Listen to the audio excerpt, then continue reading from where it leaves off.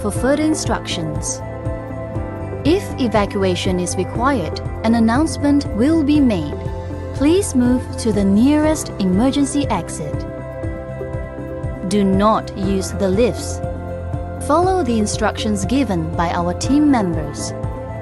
And follow the emergency exit signs until you are outside the building, where you will be directed to the assembly point. The assembly point is located in the KLCC Park, where you will receive further instructions. Should you require any first aid assistance, please approach our team members. Kuala Lumpur Convention Centre is a non-smoking venue, and smoking is not permitted at any time in any part of the venue. We wish you a good day and an engaging experience today.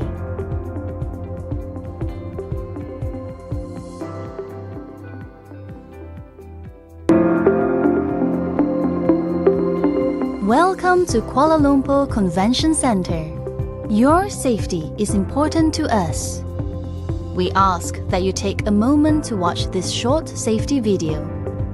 Emergency exits are located throughout the venue and are easily identified by the emergency exit sign. Please take a moment to locate your nearest emergency exit. For everyone's safety, please keep the pathways and aisles clear at all times. In the event of an emergency, the alarm will be triggered and the warning light will flash. Please stay calm and wait for further instructions. If evacuation is required, an announcement will be made. Please move to the nearest emergency exit. Do not use the lifts. Follow the instructions given by our team members. And follow the emergency exit signs until you are outside the building, where you will be directed to the assembly point. The assembly point is located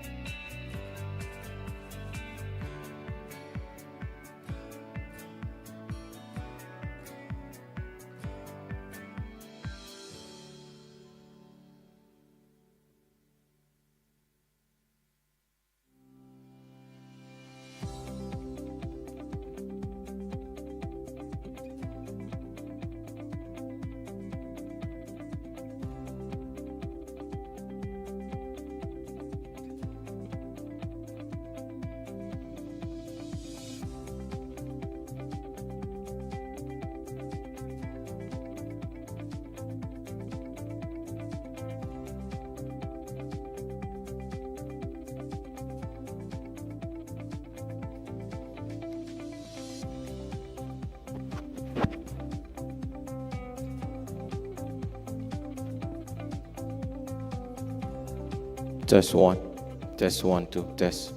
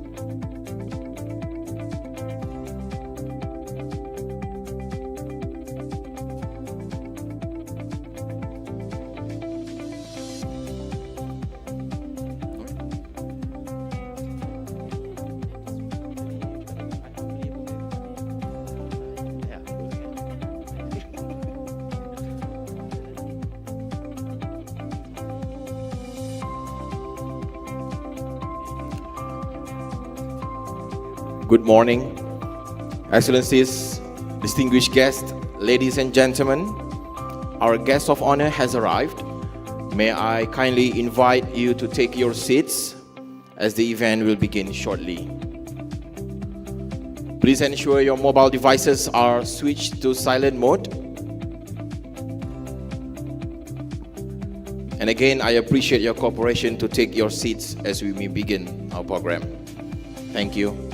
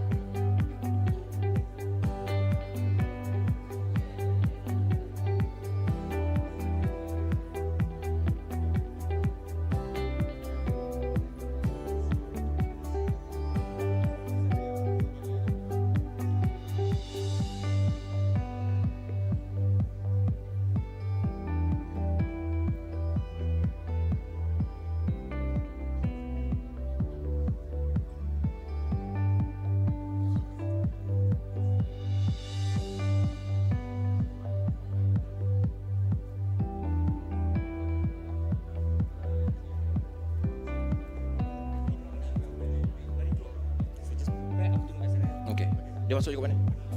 Sana. Excellencies, ladies and gentlemen, please take your seat as our guest of honor is about to enter the hall. Please settle down.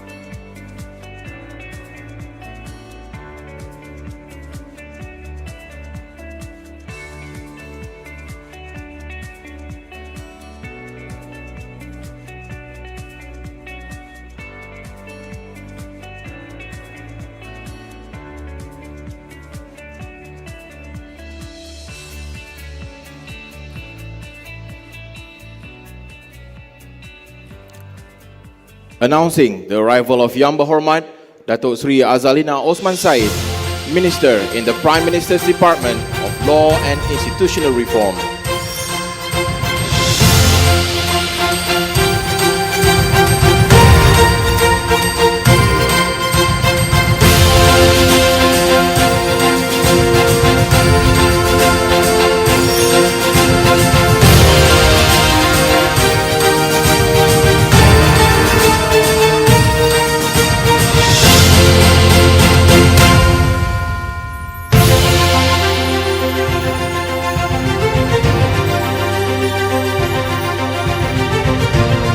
Excellencies, ladies and gentlemen, please rise for the national anthem.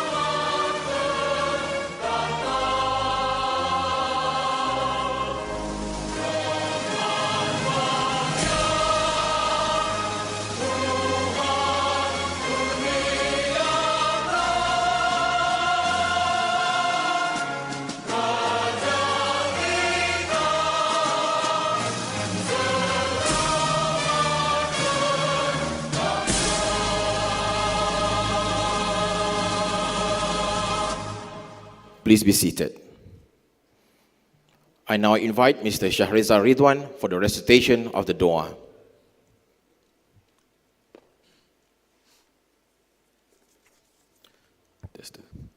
Assalamualaikum and good morning. For Muslims, we'll begin our prayer with the recitation of Kitab.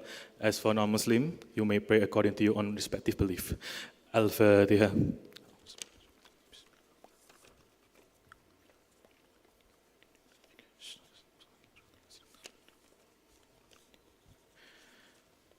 Bismillahirrahmanirrahim. Alhamdulillahi Rabbil Alameen. Wassalatu wassalamu ala ashrafil anbiya'i wal mursalin. Sayyidina Muhammadin wa ala alihi wa sahbihi ajma'in. Ya Allah, Ya Rabbal Alameen. All praise be to Allah, the Almighty, the Creator and the Provider, who bequeathed mankind as the most perfect of all of His creations, showered onto us the purest of sustenance, and bestowed upon us the distinction of dominion over all of creations. Ya Allah, Ya Ghaffar, we pray that you grant us steadfastness in faith, enlightenment in knowledge and wisdom, bodily well-being and strength, benevolent and virtuous character, and also the ease and facility for us to acquire knowledge that will be beneficial to the people around us and universally to the whole of mankind.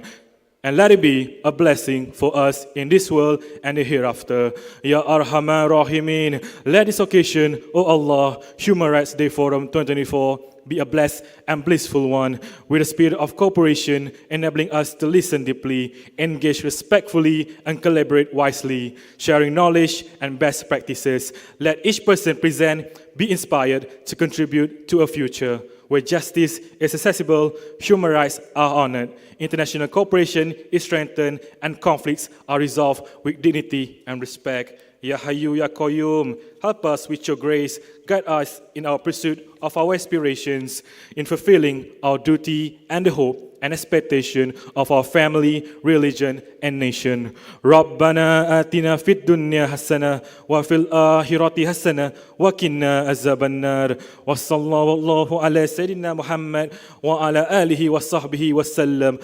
Walhamdulillahi rabbil alamin. Amin, amin, ya Rabbal Alamin. Yang Berhormat Datuk Sri Azalina Osman Said, Minister in the Prime Minister's Department of Law and Institutional Reform. Yang berbahagia Datuk Sri Muhammad Hishamuddin Muhammad Yunus, Chairman of the Human Rights Commission of Malaysia, Suhakam. Yang berbahagia Datuk Zamri Misman, Director General of the Legal Affairs Division of the Prime Minister's Department. Yang berbahagia Ambassador Datuk Bala Chandran Tharman, Deputy Secretary General of Multilateral Affairs, Ministry of Foreign Affairs of Malaysia. Ms. Karima El Khoury, United Nations Resident Coordinator for Malaysia. Senior officials of the Government of Malaysia, ambassadors, high commissioners, and members of the diplomatic corps, the business community, civil society, and members of the media, ladies and gentlemen. Human Rights Day is observed every year on the 10th of December. It commemorates the day on which the UN General Assembly adopted the Universal Declaration of Human Rights. For 2024, the Human Rights Day Forum carries the theme, Empowering Our Rights, Securing Our Future, Business Responsibility for People and Nation. This theme reflects Malaysia's focus on aligning economic growth and business practices with international human rights standards, particularly the United Nations Guiding Principles on Business and Human Rights. Excellencies, ladies and gentlemen, let us kickstart our program this morning as we invite Yang Berbahagia Datuk Sri Muhammad Hishamuddin Mat Yunus, Chairman of Suhakam, to deliver his welcoming remarks. Please welcome.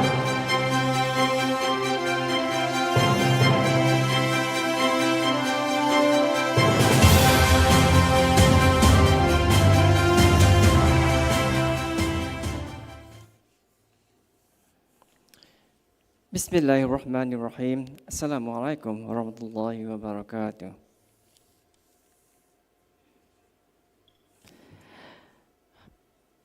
Yang berhormat Datuk Sri Azalina Osman Said, Ministers in the Prime Minister's Department, Ms. Karima El Khoury, United Nations Resident Coordinator in Malaysia, Singapore, and Brunei Darussalam. Yang berbahagia Datuk Bala Chandran Tharman, Deputy Secretary General, Multilateral Affairs, Ministry of Foreign Affairs. Yang berbahagia Datuk Zamri Misman, Director General, Legal Affairs Division of the Prime Minister's Department. Commissioners of the Human Rights Commission of Malaysia, Suhakam, Excellencies, distinguished guests, ladies and gentlemen.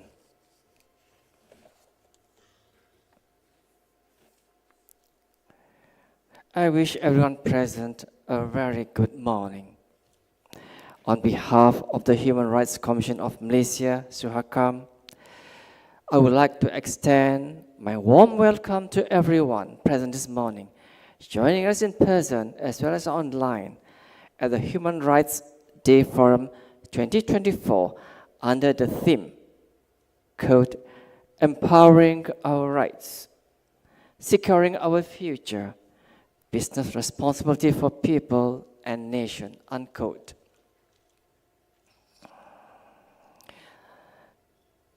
This forum is made possible through collaboration with the Ministry of Foreign Affairs, the Legal Affairs Division of the Prime Minister's Department, United Nations in Malaysia, and Suhakam. Excellencies, ladies and gentlemen, we are reminded of the timeless ideals in the Universal Declaration of Human Rights. Adopted 76 years ago, it affirms the inherent dignity, equality, and inalienable rights of all individuals. This day also serves as a poignant reminder that the advancement of human rights requires persistent efforts, collective responsibility, and unwavering resolve.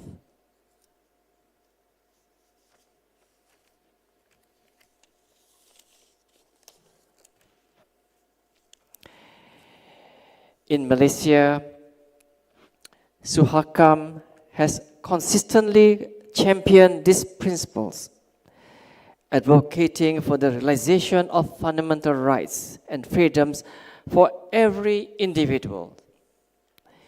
Human rights are not mere aspirations. They are also obligations rooted in our federal constitution, international commitments, and shared humanity. This year, I wish to draw attention to an area of importance, quote, business and human rights, unquote.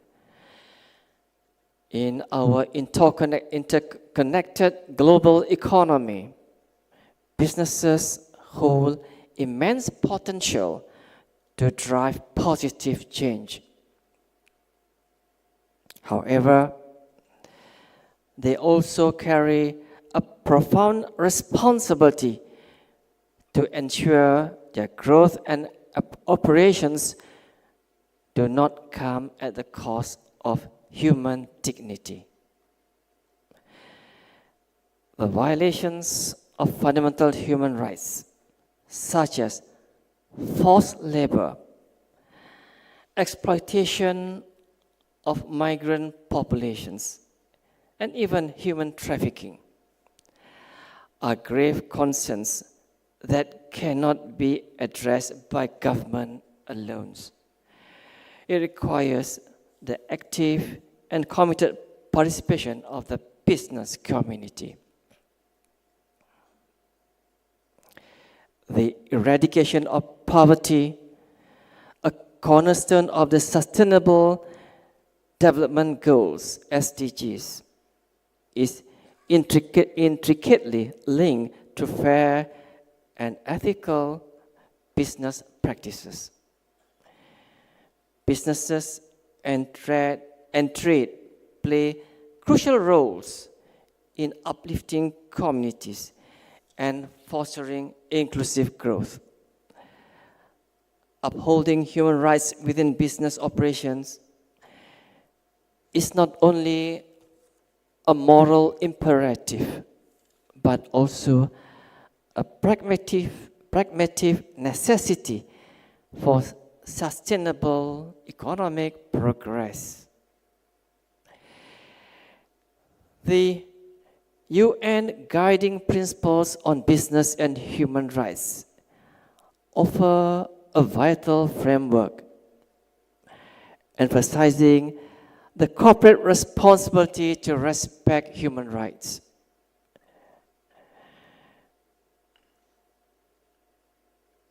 The government's role in protecting these rights and the importance of effective remedies for violations.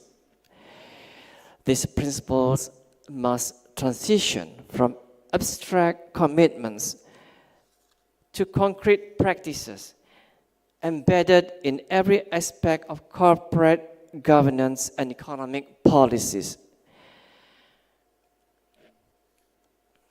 In Malaysia, Suhakam has been at the forefront of raising awareness of this framework.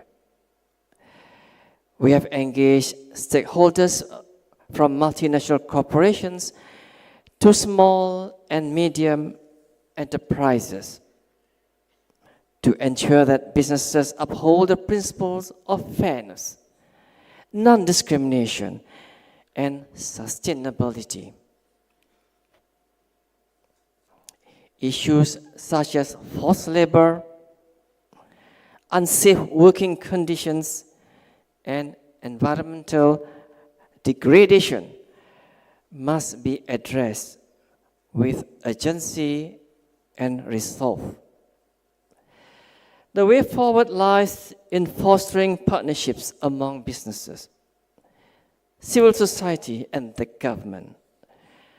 Suhakam is pleased to be a part of the working group on business and human rights.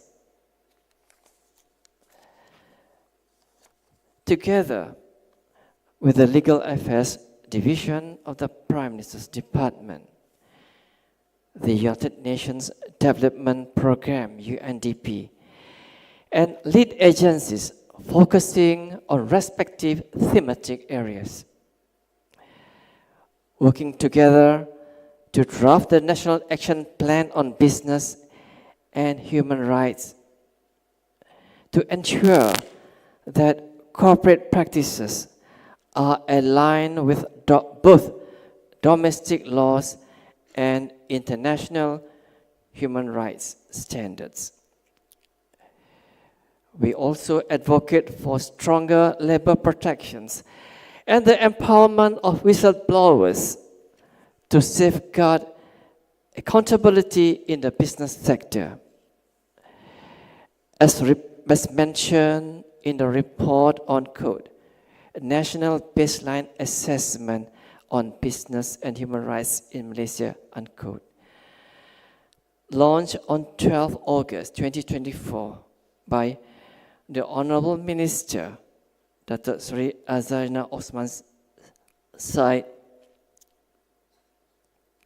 Quote, Malaysia does not have a uniform framework governing the relationship between business and human rights. Instead, the obligation of businesses to uphold human rights in their operations comes from a miscellaneous set of laws, unquote.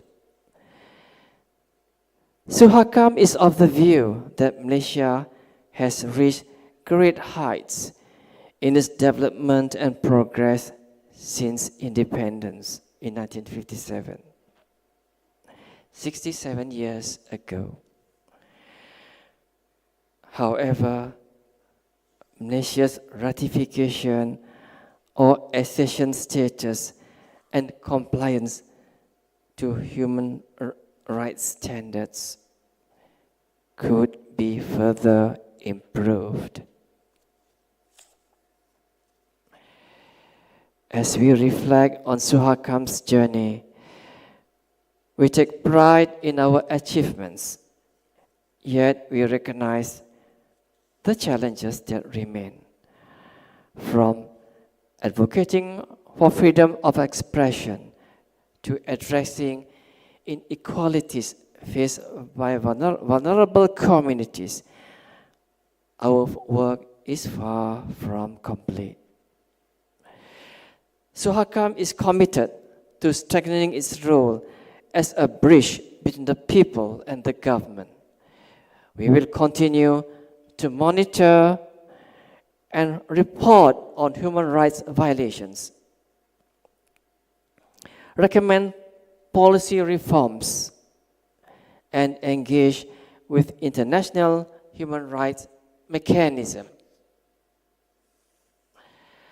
Our efforts will also include amplifying the voices of marginalized groups, particularly children, persons with disabilities, refugees, stateless persons, and the urban poor. We must also address emerging challenges, such as the rise of online hate speech, threats to privacy, and the exploitation of digital spaces. A human rights approach must guide Malaysia's journey towards a digitally inclusive future. Looking ahead, I urge all stakeholders to embrace a shared vision for human rights in Malaysia. The vision must be rooted in the following priorities.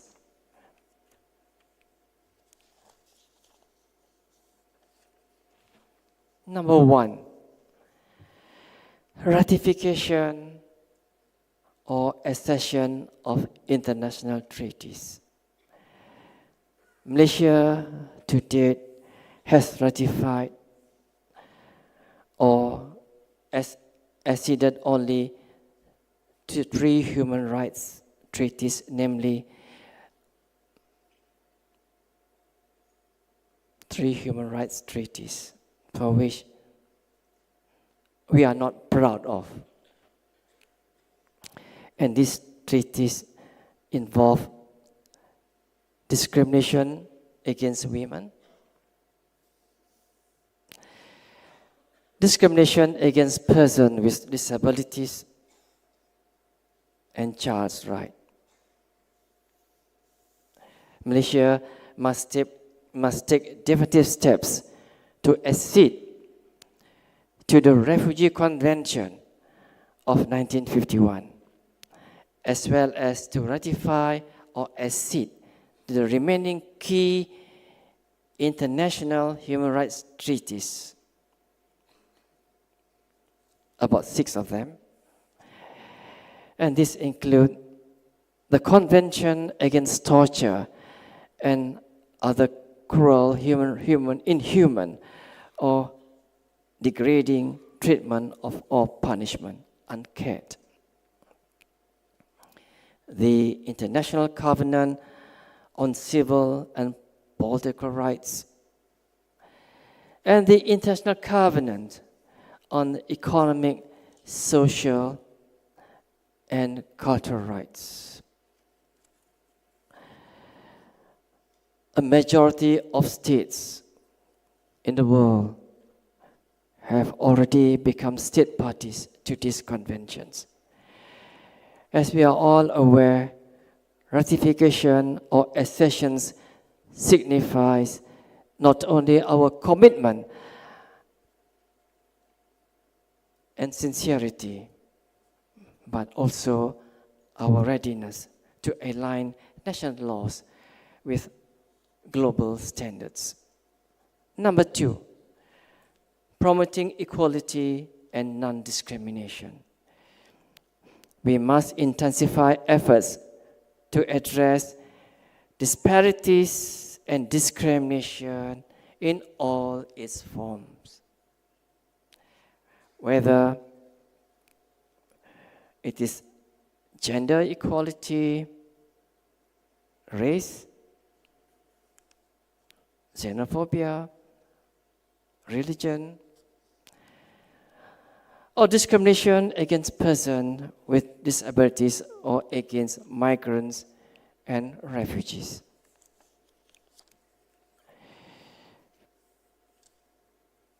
These challenges strike at the very heart of human dignity and unity.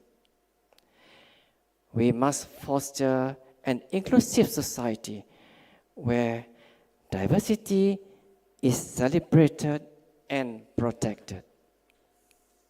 Third, access to justice. Ensuring that every individual can access justice is fundamental to a right-respecting society. This includes strengthening legal aid mechanism, reforming laws that disproportionately target vulnerable groups, and enhancing accountability across institutions. Number 4, education and awareness.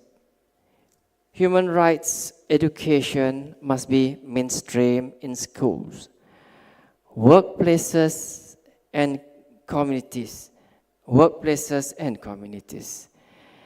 An informed society is better equipped to uphold its right and respect the rights of others. Suhakam reiterates that all children in Malaysia, regardless whether they are children of refugees or children of stateless persons, are to have access to education, including access to public schools. We need to create an enabling and inclusive environment for all children to receive not only education, but also of the highest standards.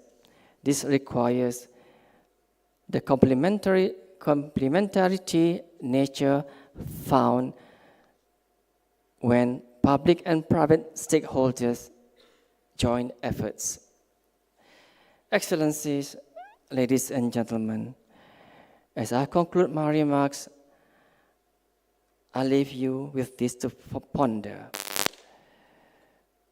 The realization of human rights is not the sole responsibility of governments or institutions like Suhakam.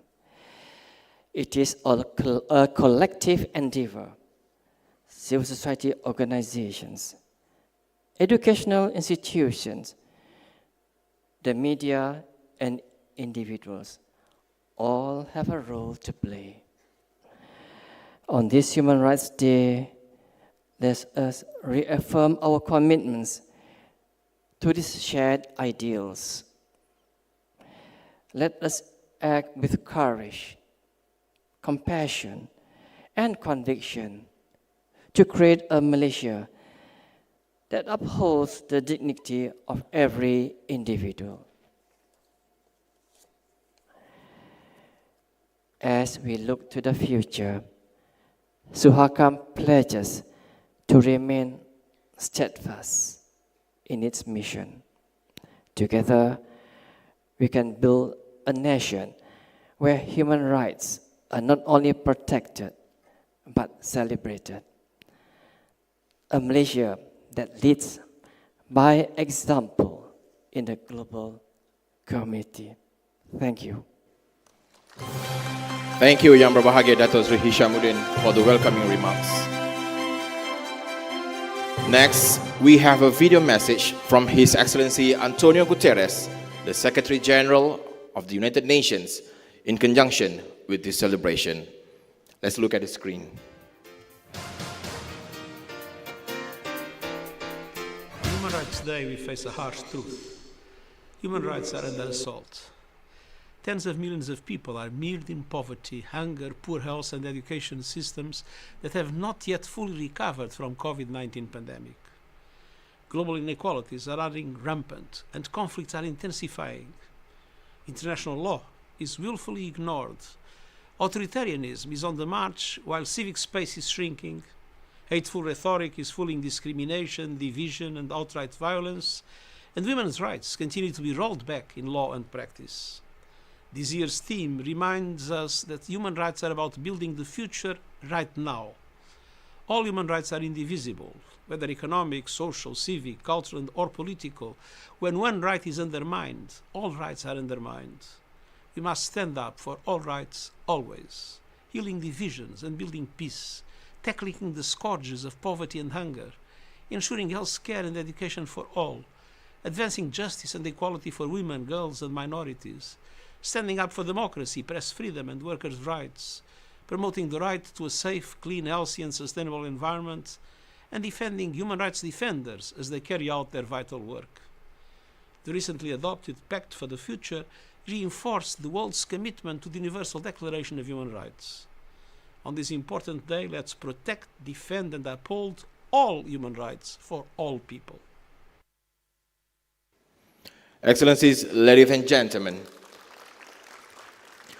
now we would like to invite Ms. Karima El Khoury, the United Nations Resident Coordinator for Malaysia, to deliver her opening remarks. Please welcome.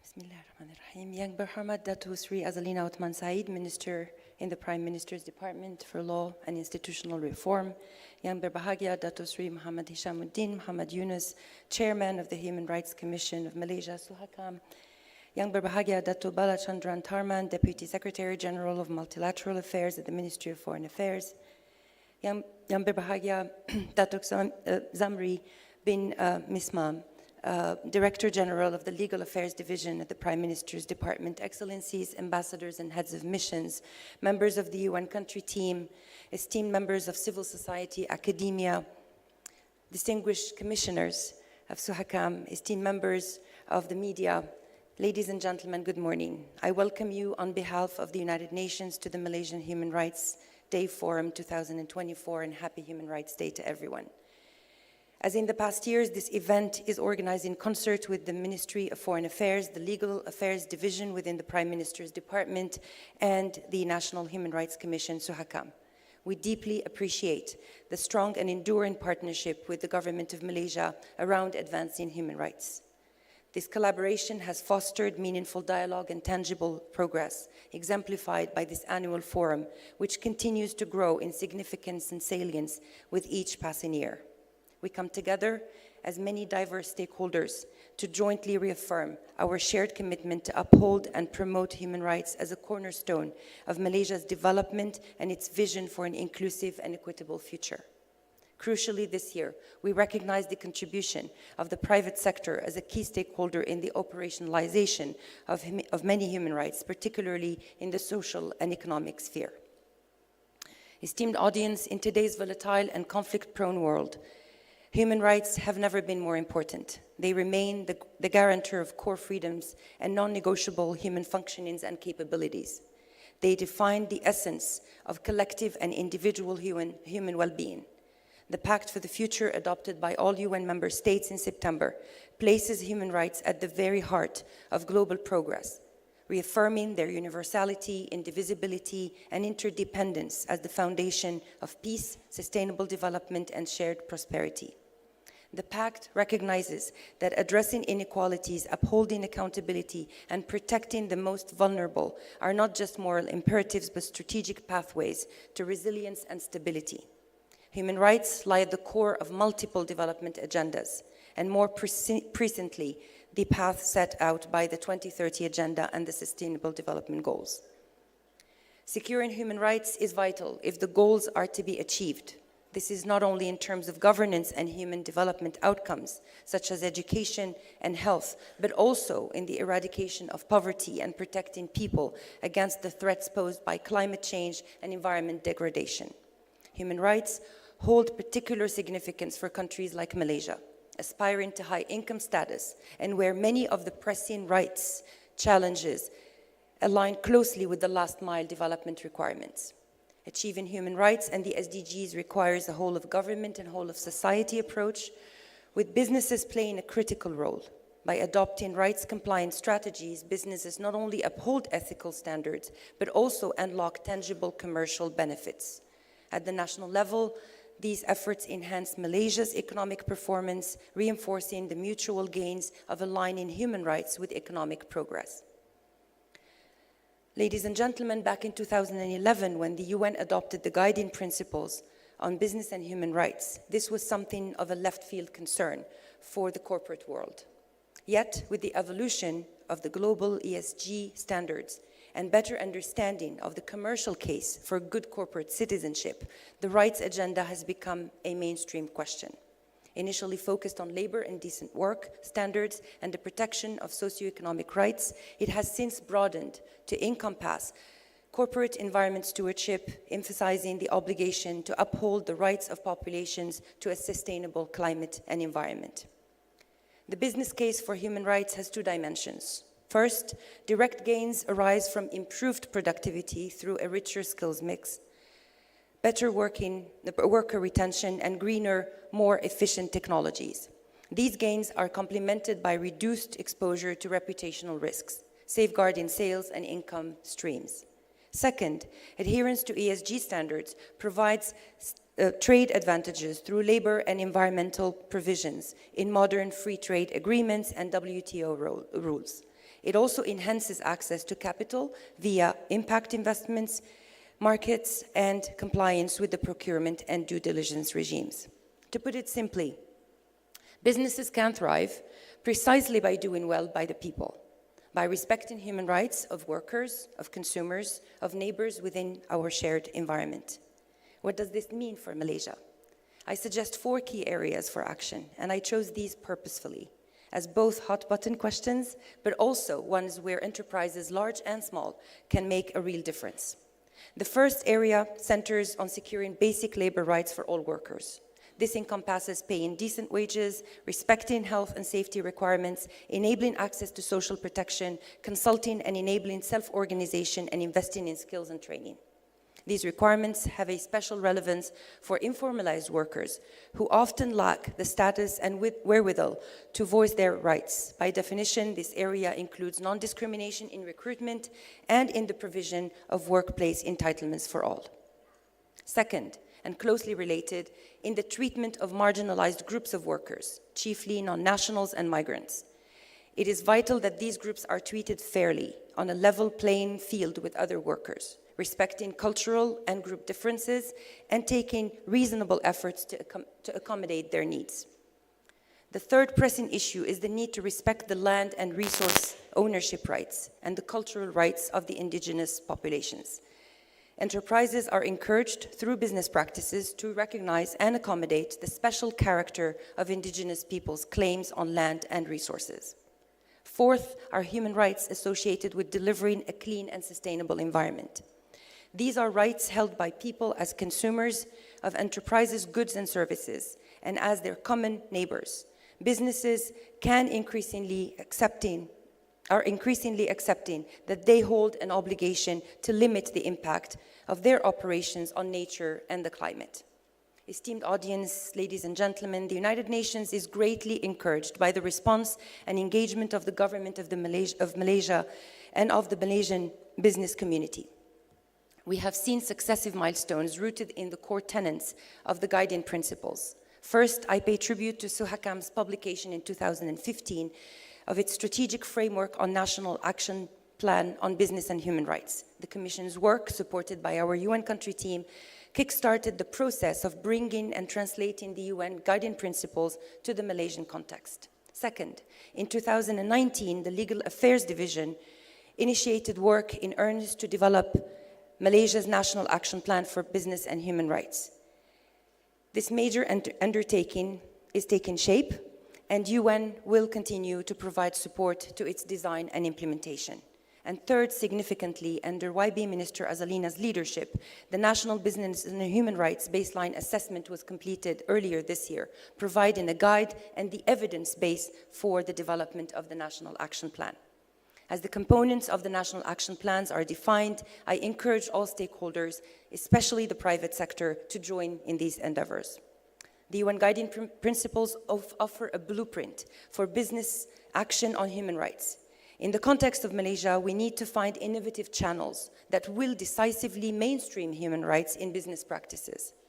A promising instrument is the use of human rights-based due diligence processes.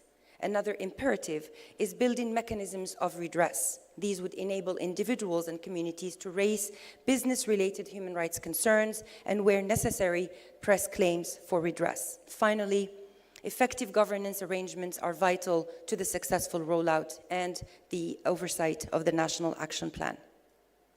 As we convene today and hear from business and human rights experts, it is important to recognize the key human rights milestones that Malaysia has delivered in 2024.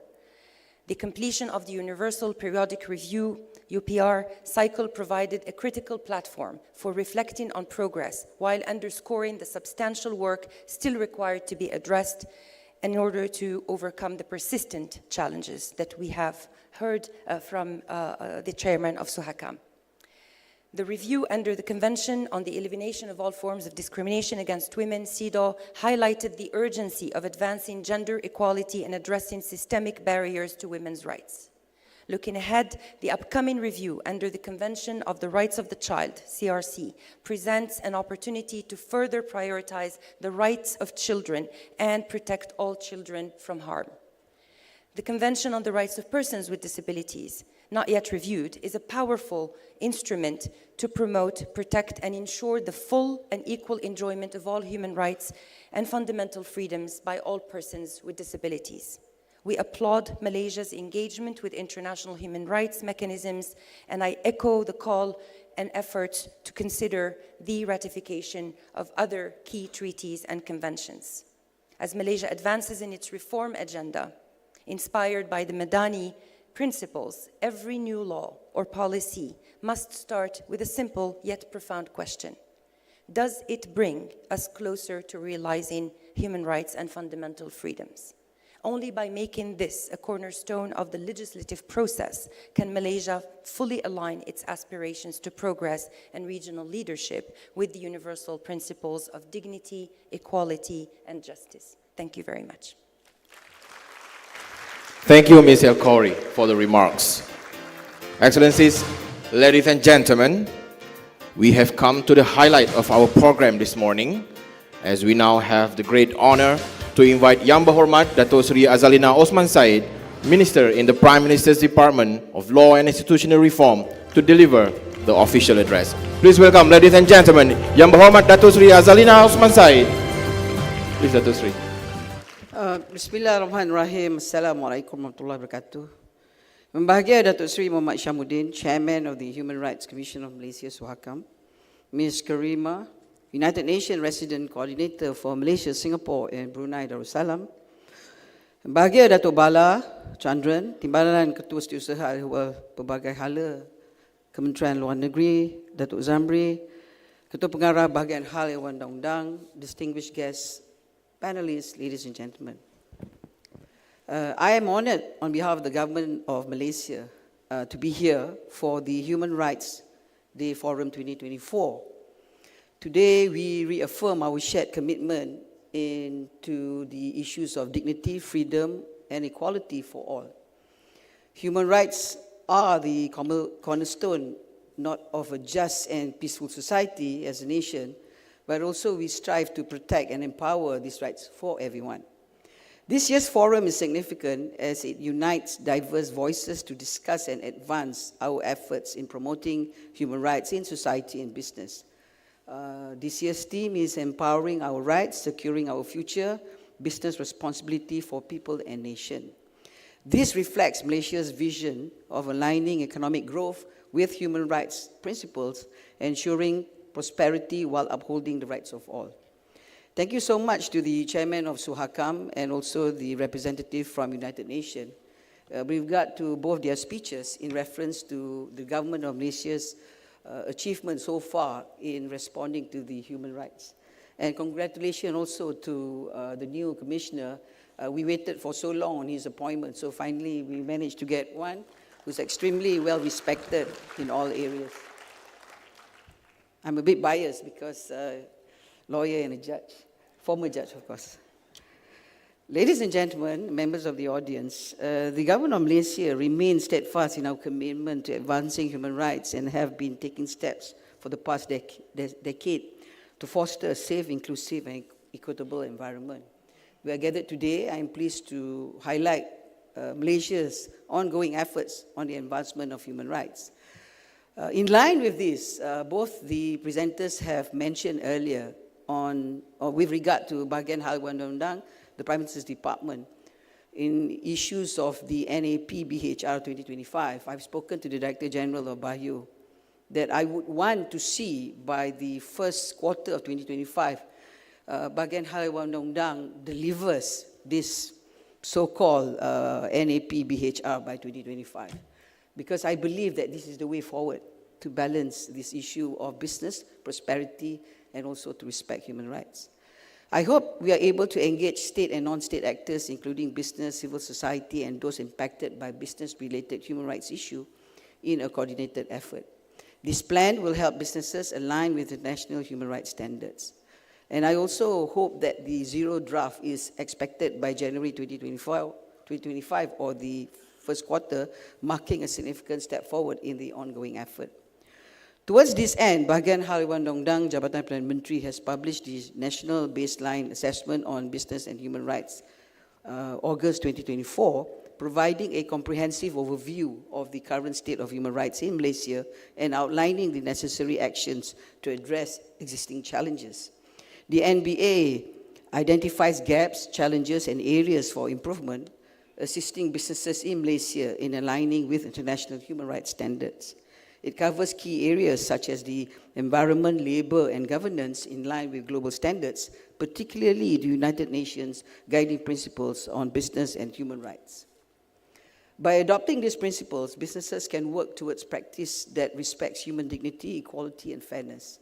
The NBA marks an important first step toward building a sustainable framework for business and human rights, reflecting our recognition that the well-being of our people and the sustainability of our nation's growth are intertwined. Ladies and gentlemen, the Madani government has introduced significant amendments to the Suhakam Act aimed at advancing human rights and promoting inclusivity. These amendments support gender balance and the inclusion of the people with disability commissioner in Suhakam's composition, while also enhancing government accountability by requiring agencies to respond to Suhakam's recommendation on human rights issues. This reflects the Madani government's commitment to transparency and progress. Additionally, the Office of the Child Commissioner has been made a full-time position to provide a more focused approach to addressing children's issues. To further strengthen advocacy and protection of children, additional Children's Commissioner will be appointed in East and West Malaysia, working alongside the Chief Children's Commissioner. Access to justice is a fundamental to the protection of human rights as enshrined in the Universal Declaration of Human Rights. Guided by this principle, the Madani government has taken steps to enhance access by funding legal representation for eligible individuals in criminal and civil cases. Through government legal aid agencies and appointed panel of lawyers, qualified individuals have access to counsel in civil litigation and criminal defense, reinforcing the principles of legal representation. Private sector lawyers will also be offered to continue providing legal aid under the Jabatan Bantuan Guaman's management, with the governments covering the costs. These services also include the legal companion services to support child victims in criminal trials. Efforts are being made to raise public awareness about the availability of these services to ensure that more individuals can have access to justice and get the assistance that they need. Recently, the Cabinet has decided to replace the existing Legal Aid Act of 1971 with a more comprehensive act to strengthen Jabatan Bantuan Guaman, JBG's capacity to provide services across criminal, civil, and Sharia matters.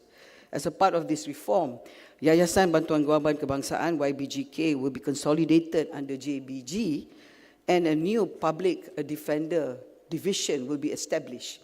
By providing such services as legal representation, mediation, and support for the vulnerable groups, the Madani government aims to improve access to justice and promote a fairer and equitable society. The government also recognizes the importance of alternate dispute resolution as reflected in this year's amendments to the Arbitration Act of 2005. To further strengthen ADR in Malaysia and provide greater access to justice, the Madani government has established a special task force to study the scope of a dedicated mediation center known as Pusat Mediasi Madani, which is aiming to assist the rakyat to resolve dispute efficiently and affordability without going to court or appointing lawyers to settle the dispute. I'm not saying that I'm not supporting lawyers. We amended the Legal Profession Act yesterday, of course, but I believe there are some dispute that can be settled among respected members of society.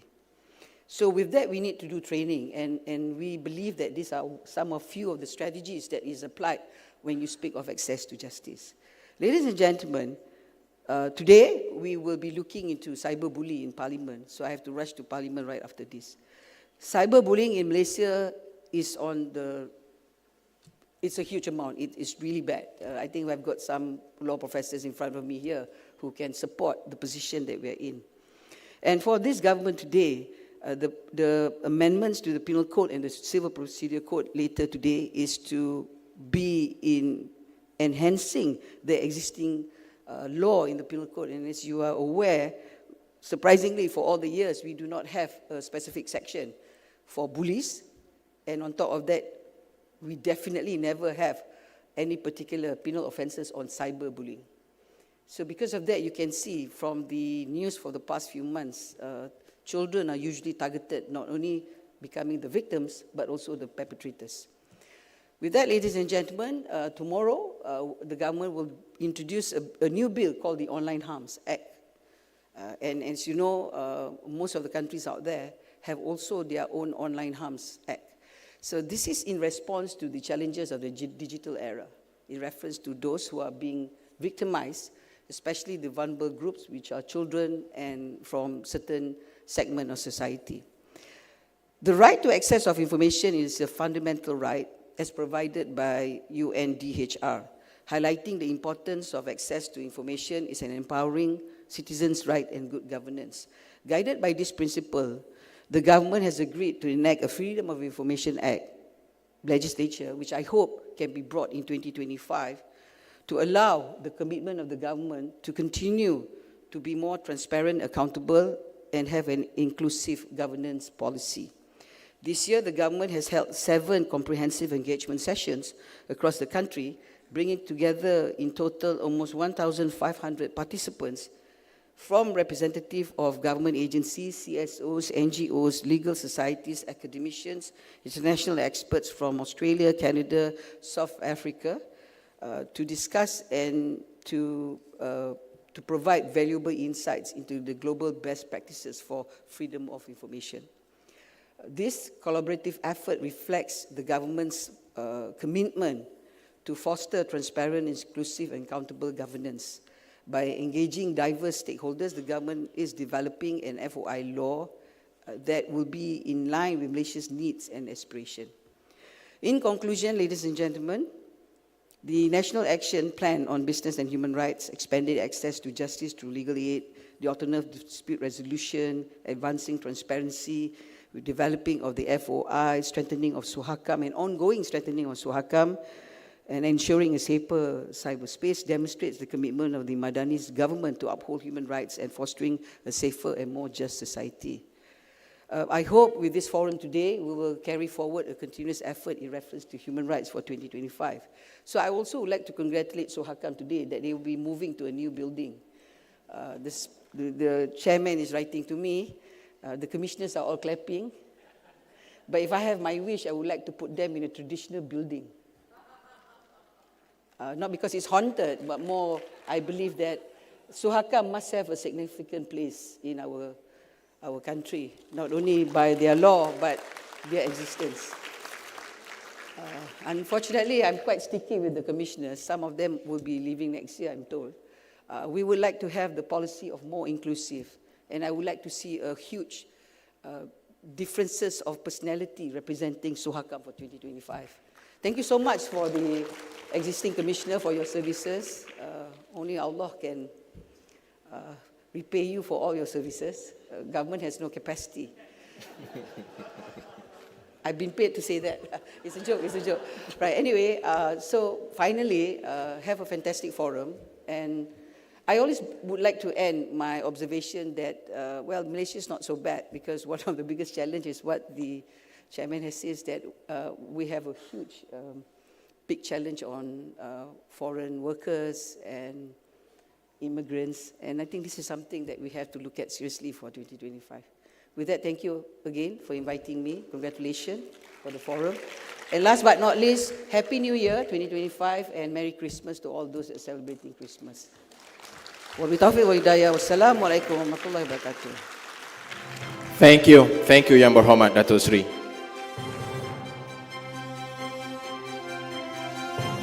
Excellencies, ladies and gentlemen, for our next agenda, please give your attention to the screening of a video that will showcase the collaborative efforts by SUHAKAM and the Institute of Teacher Education Malaysia, IPGM, in developing the Human Rights Module for educators. The module is built to empower future educators with the essential knowledge of human rights. Developed with the financial support from the European Union, this module will be utilized at 27 IPG campuses all over Malaysia. Let's play the video.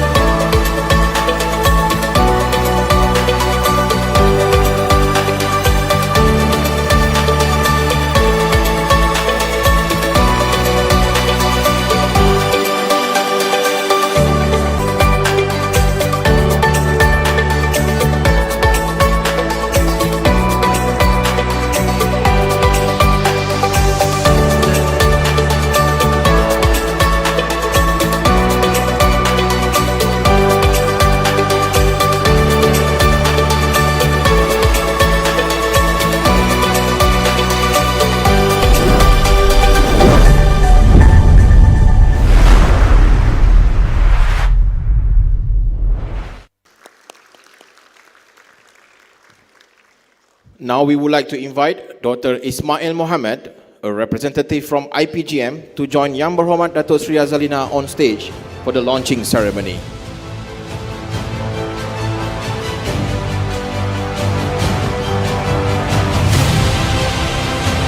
Please welcome on stage representatives from the Children Consultative Council to present the mock-up of the module to the Honorable Minister and other guests. Please welcome.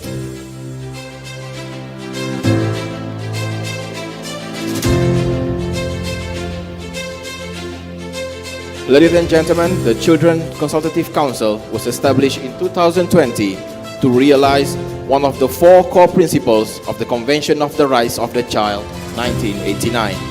CCC consists of 18 children from across Malaysia, including Sabah and Sarawak, which will represent the voices of children in Malaysia.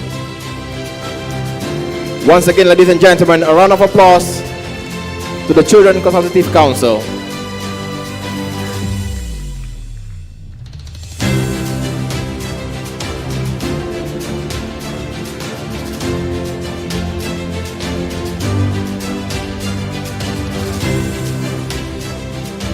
Ladies and gentlemen, we invite Yang Berhormat Dato' Sri and our distinguished guests to take your seat for our next performance.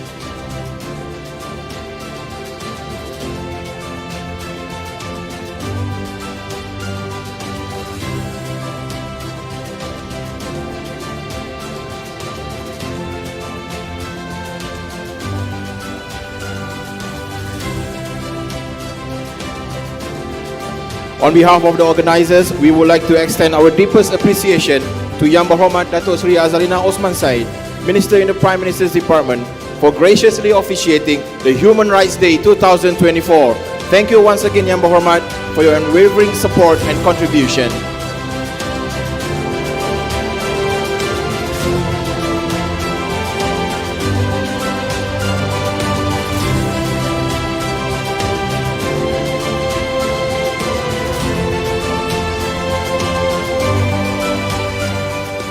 Excellencies, ladies and gentlemen, we have a special performance lined up for you today. Our first talent is Mr. Syed Hafiz Irshad, a 16-year-old student from Sri Serdang Secondary School. He will be delivering a poem on human rights. Please welcome on stage Syed Hafiz Irshad.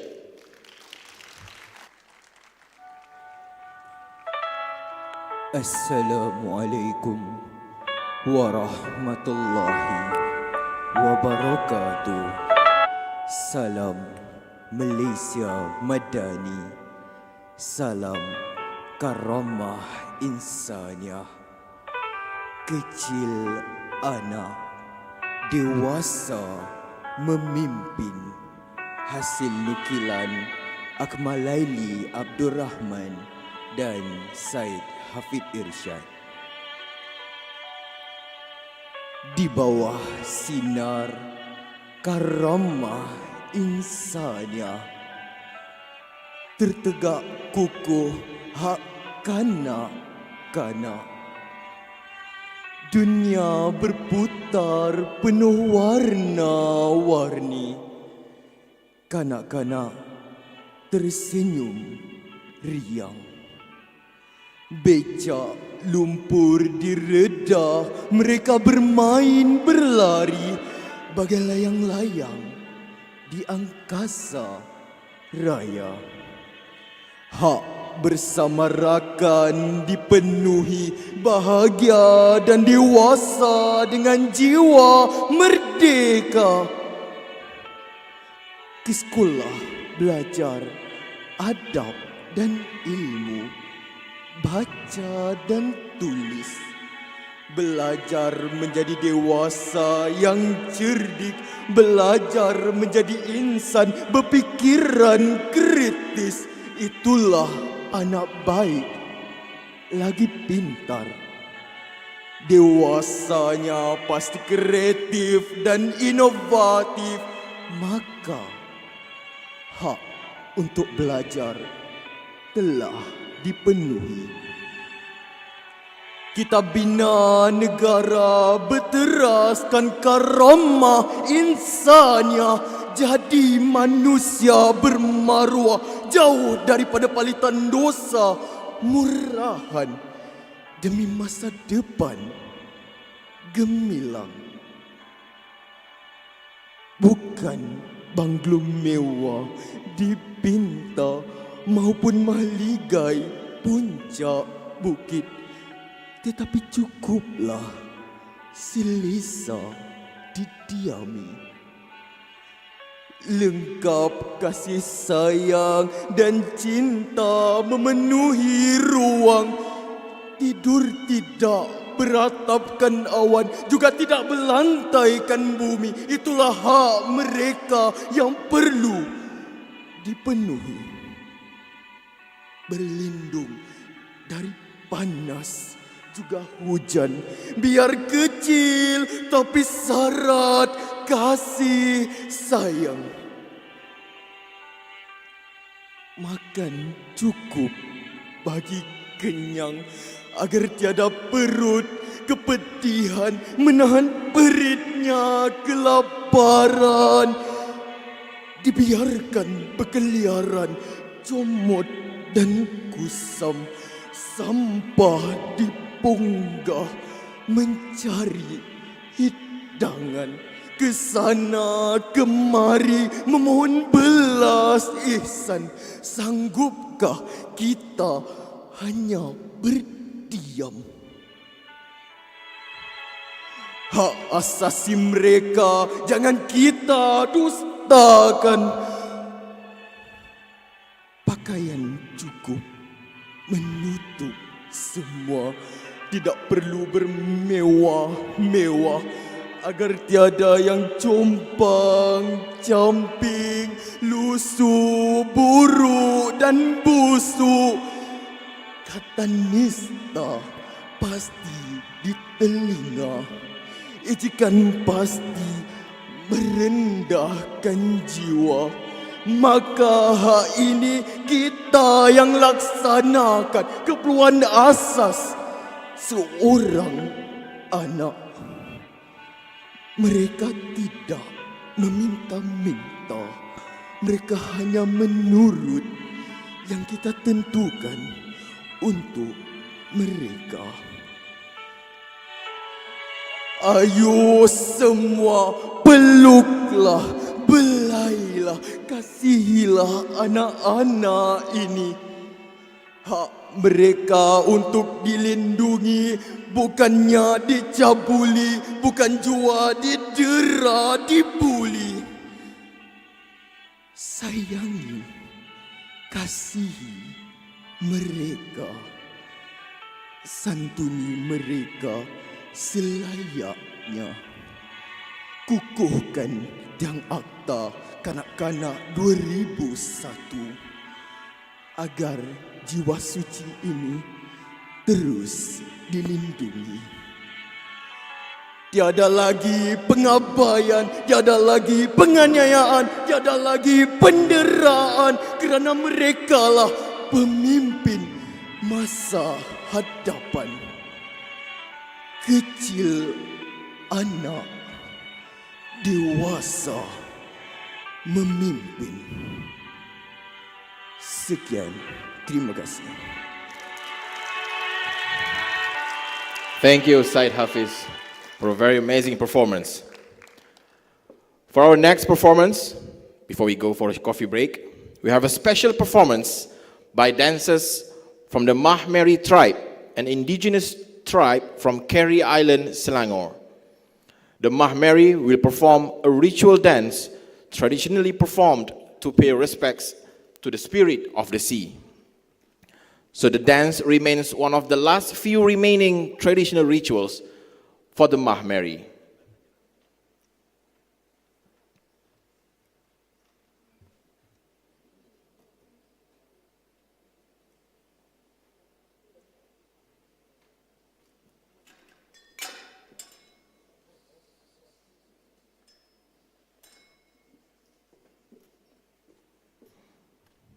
Excellencies, ladies and gentlemen, let's give it up, the Mahmeri.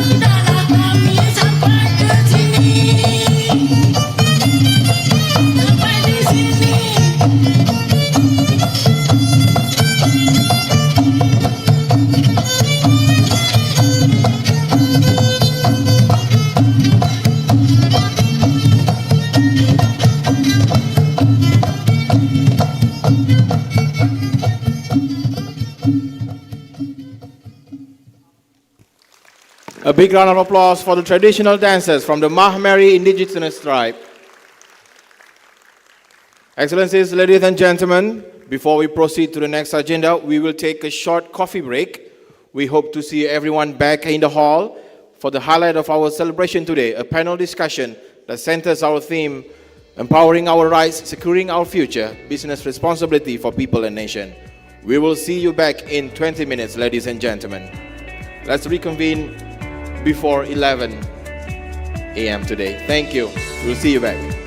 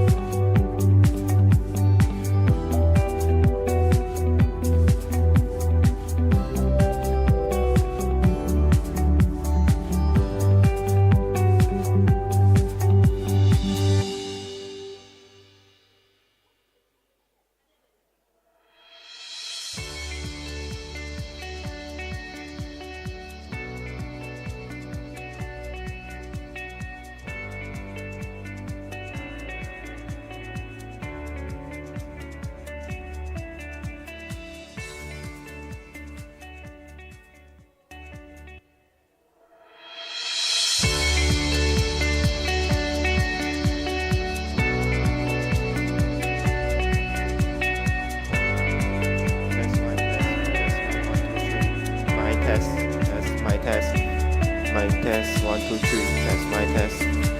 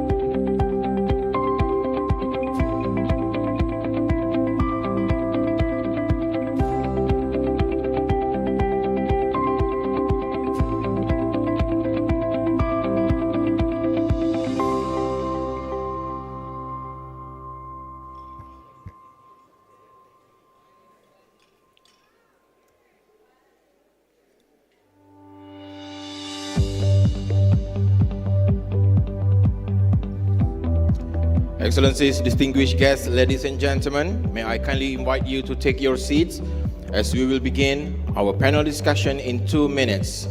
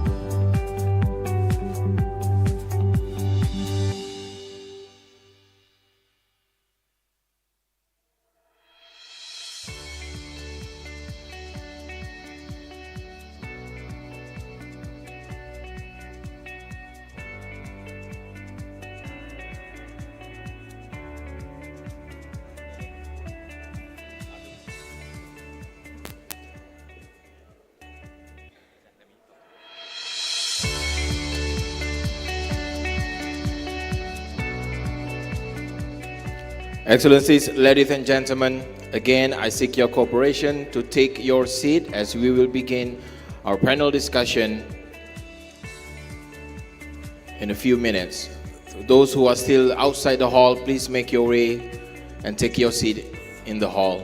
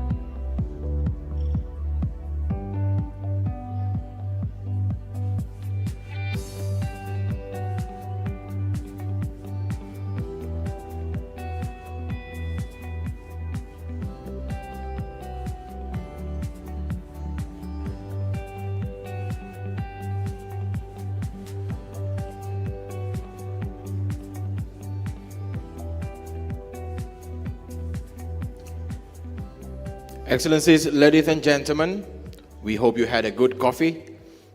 So this year's panel discussion for human rights carries the theme, empowering our rights, securing our future, business responsibility for people and nation.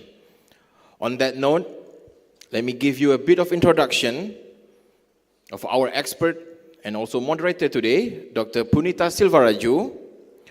So,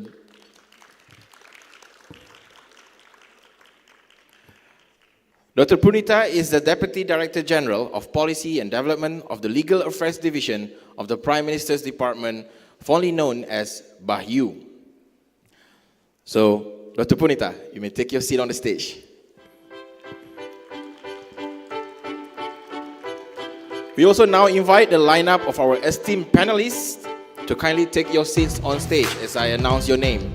Ladies and gentlemen, please help me welcome Yang Mulia Tengku Muhammad Fauzi Tengku Abdul Hamid, Commissioner of Suhakam. Ms. Shirin Jasmine Ali, Director, Industry, Environmental, Social and Governance of the Ministry of Investment, Trade and Industry of Malaysia. Ms. Luan Sia, Group Chief Sustainability Officer, CIMB Group. And last but definitely not the least, Ms. Siti Nur Alina, General Manager, Strategy, Corporate Sustainability, Petronas.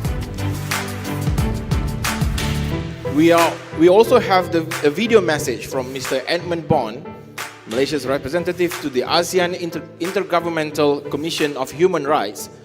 So, ladies and gentlemen, let's begin our discussion this morning. Dr. Punita, you have the floor. Datuk Sri Azalina of Mansai. Our dear MC, and welcome everybody to our Human Rights Forum 2024. Thank you for coming back actually after the break. I see before this it was a full room and now it's semi, but thank you very much for staying with us. What I will do is we have 4 esteemed panelists here with us. And I think they'll be covering various areas of business and human rights.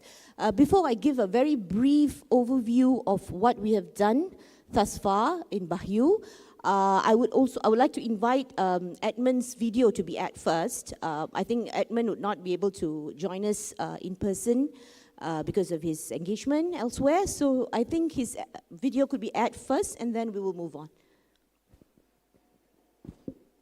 Datuk Sri Azalina of Mansai, Minister in the Prime Minister's Department.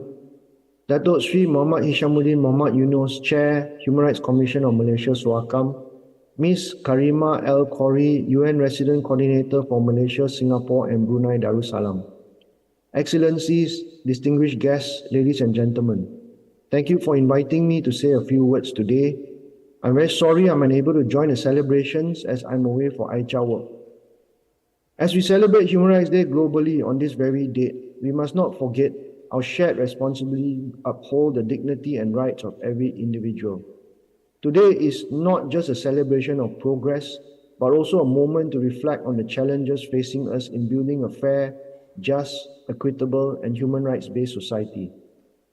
The theme for this forum, Empowering Our Rights, Securing Our Future, Business Responsibility for People and Nation, aligns with Malaysia's ASEAN Chairmanship theme for 2025, Inclusivity and Sustainability. The theme is not a vision, it is a call to action. Inclusivity demands that we leave no one behind. The voices of those who have been made vulnerable and marginalized must be heard. These groups include women, children, persons with disabilities, indigenous peoples, Orang Asli, Orang Asal, and migrant workers. They often face neglect and disproportionate impacts from business operations. Sustainability requires us to respect and protect human rights while ensuring that any development meets present needs without compromising the dignity and rights of future generations.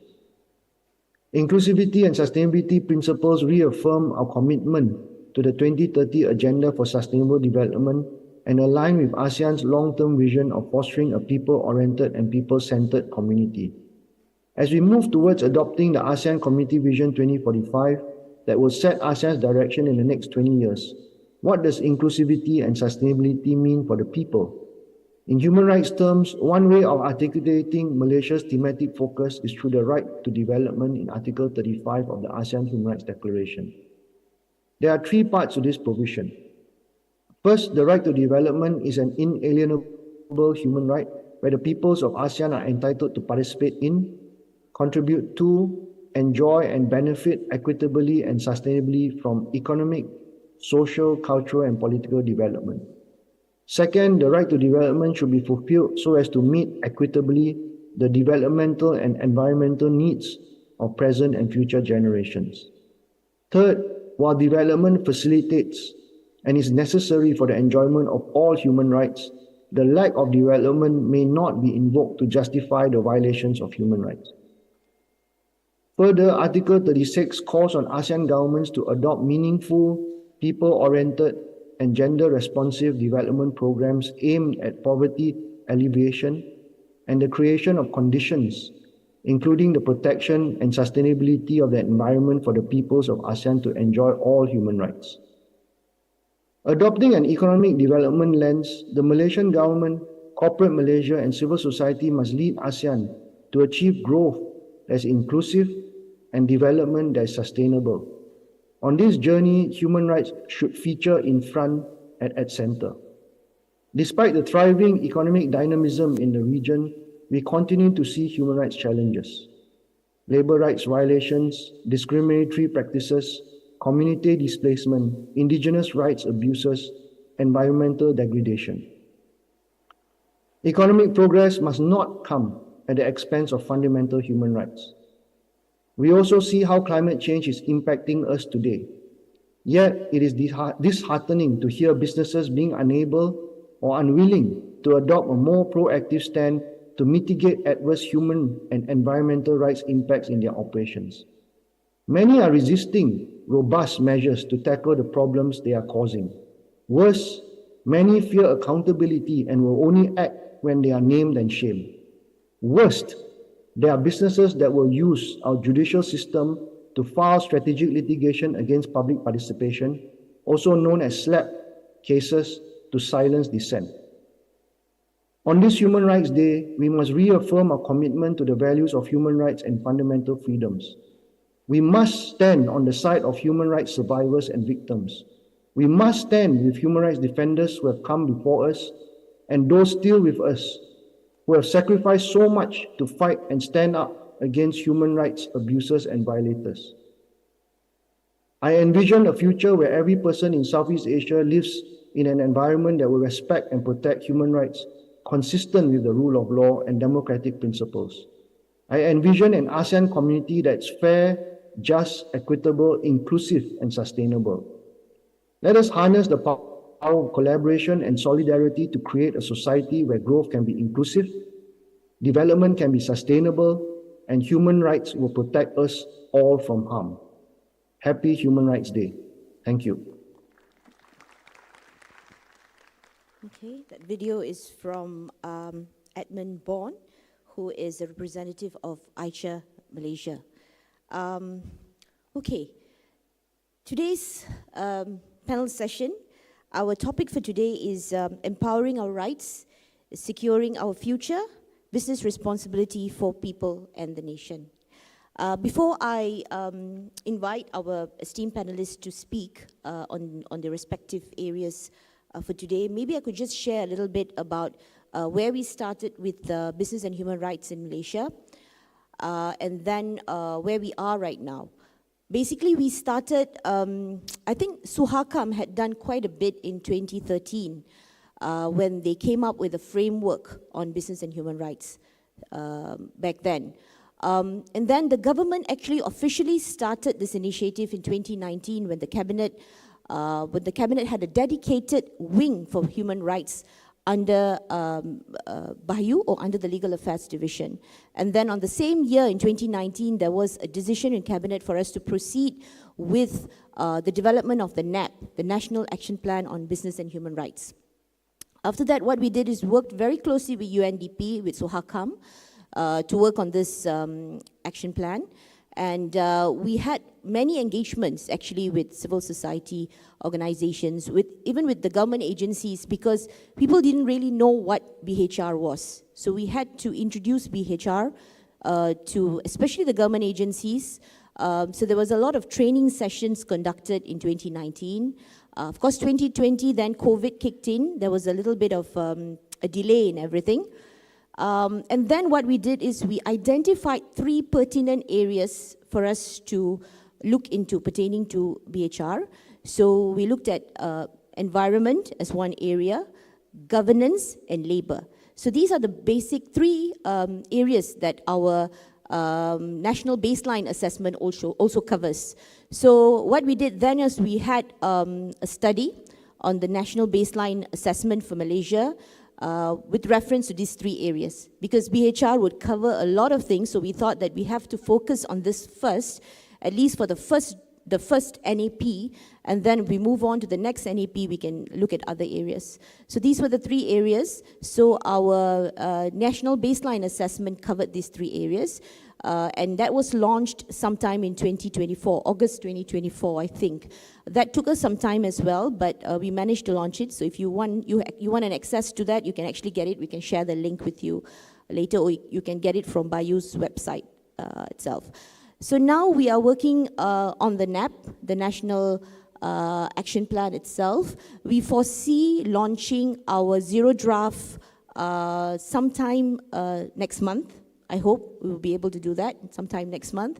And then we will have the NAP.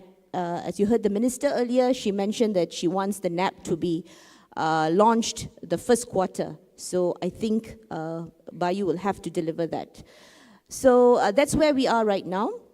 And of course, we do understand after the launching of the NAP, just like any other action plans, there should be actions taken, and we will have to work very closely again with UNDP and Suhakam to look at the actions that we need to take, especially in roping in the businesses and the civil society organizations.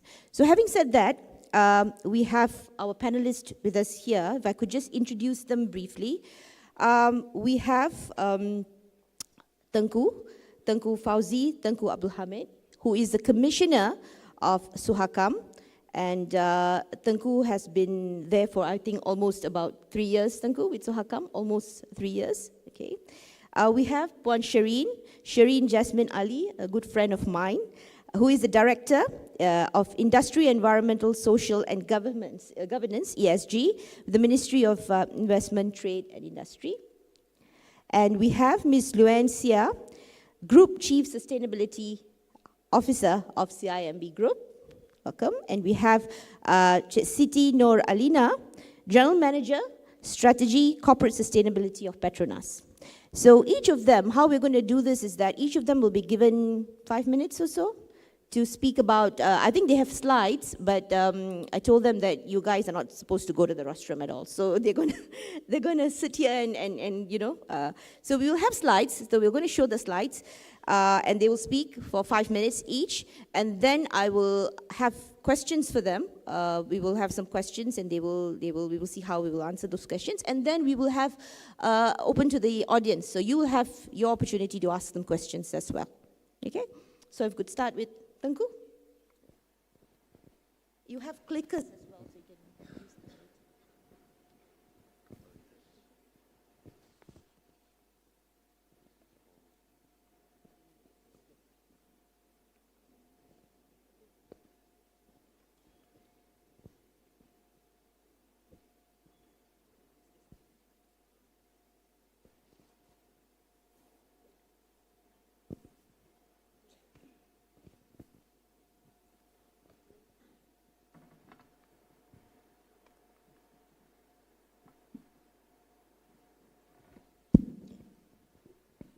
Hello, good morning everyone. Yang berbahagia Datuk Bala, Deputy DG of Foreign Ministry.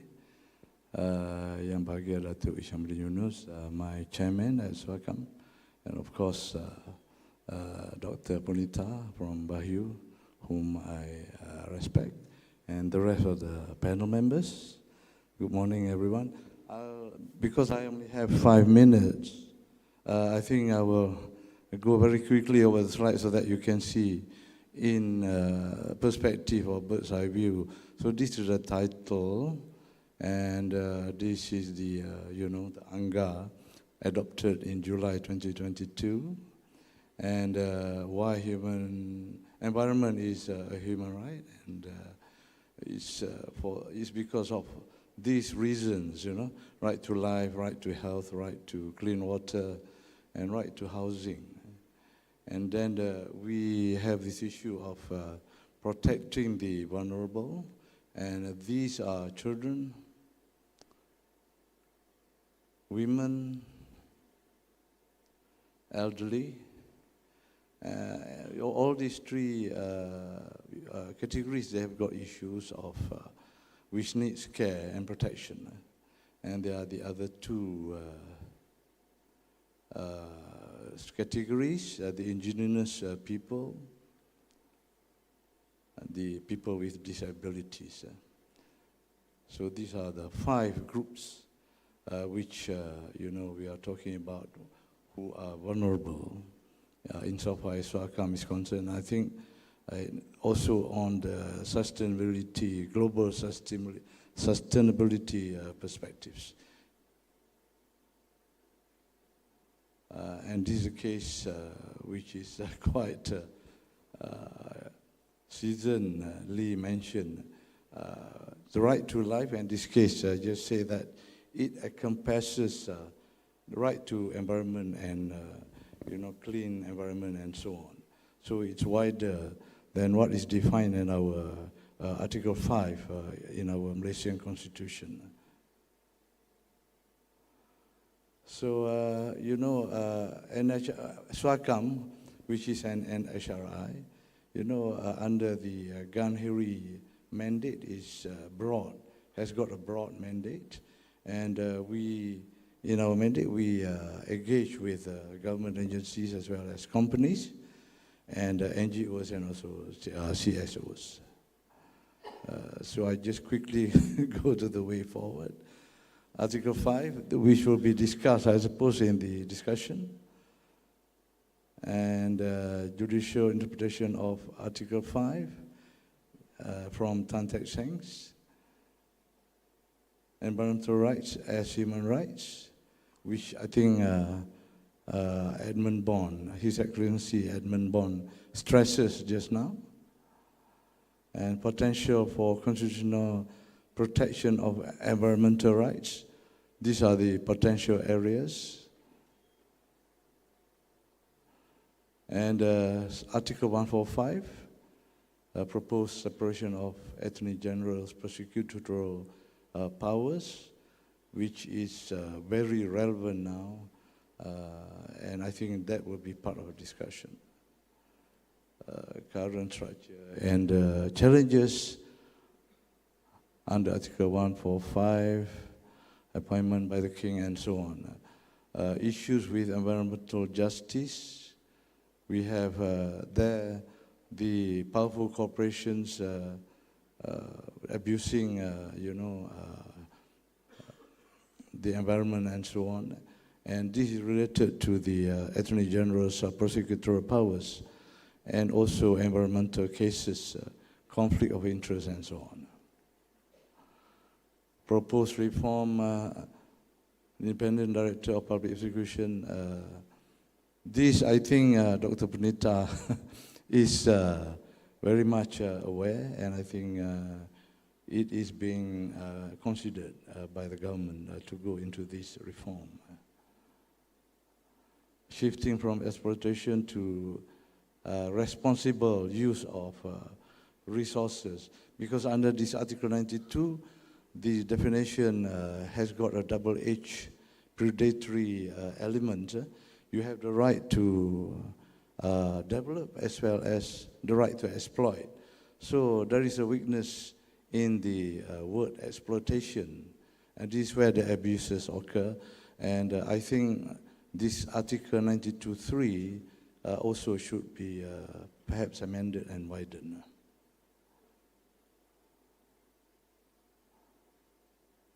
Sustainable Development Goals.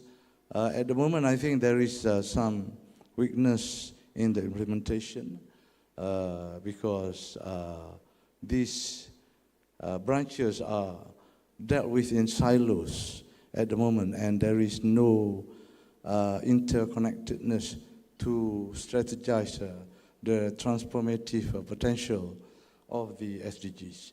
So I think the argument now is to interconnect all the SDGs and implement all the 17 SDGs interconnectedly. This is the future. I think I just mentioned one or two. I think the important one is to promote green energy sectors, invest in regional research and development for renewable energy, etc. Also implementing green policies for employment creation, promote employment opportunities in renewable energy, waste management, sustainable agriculture, and conservation efforts. And there is also mention of a regional ASEAN Environmental Court, which I think we can discuss perhaps later. And I think that's it. Thank you. Thank you, Tengku. Thank you, Tengku, for highlighting the importance of environment as a human right. And I think with the Tan Teck Seng case, maybe we can take it on a discussion later on whether the federal constitution needs to be amended. Can I invite Shireen? Shireen, who would be touching a little bit on ESG and linking ESG with business and human rights. So maybe she can speak about her framework. Thank you. Thank you, Dr. Punita. Can I have the all right, thank you.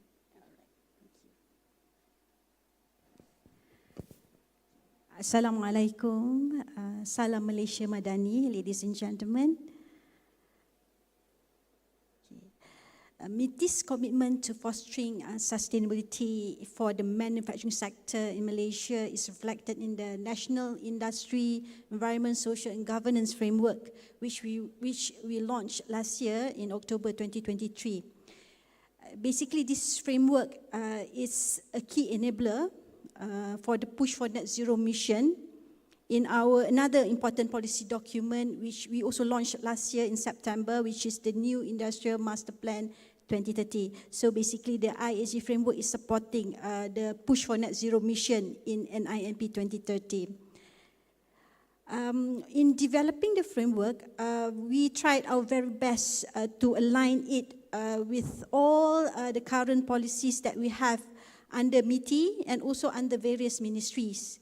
We align it with the SDG 70 goals and the 12 Malaysia plans, and also other policies, other important policies under MITI, such as the new investment policy and the new industrial master plan. We also try our best to align it with policies under other ministries, such as the NETR and LT-LETS, Malaysia Green Tech, National Energy Policy, and so on. And the ISG framework envisions a manufacturing sector that not only thrives economically but upholds environmental and social responsibility. And the four main components of the ISG framework are namely the standards, financing, capacity building, and also the market mechanism.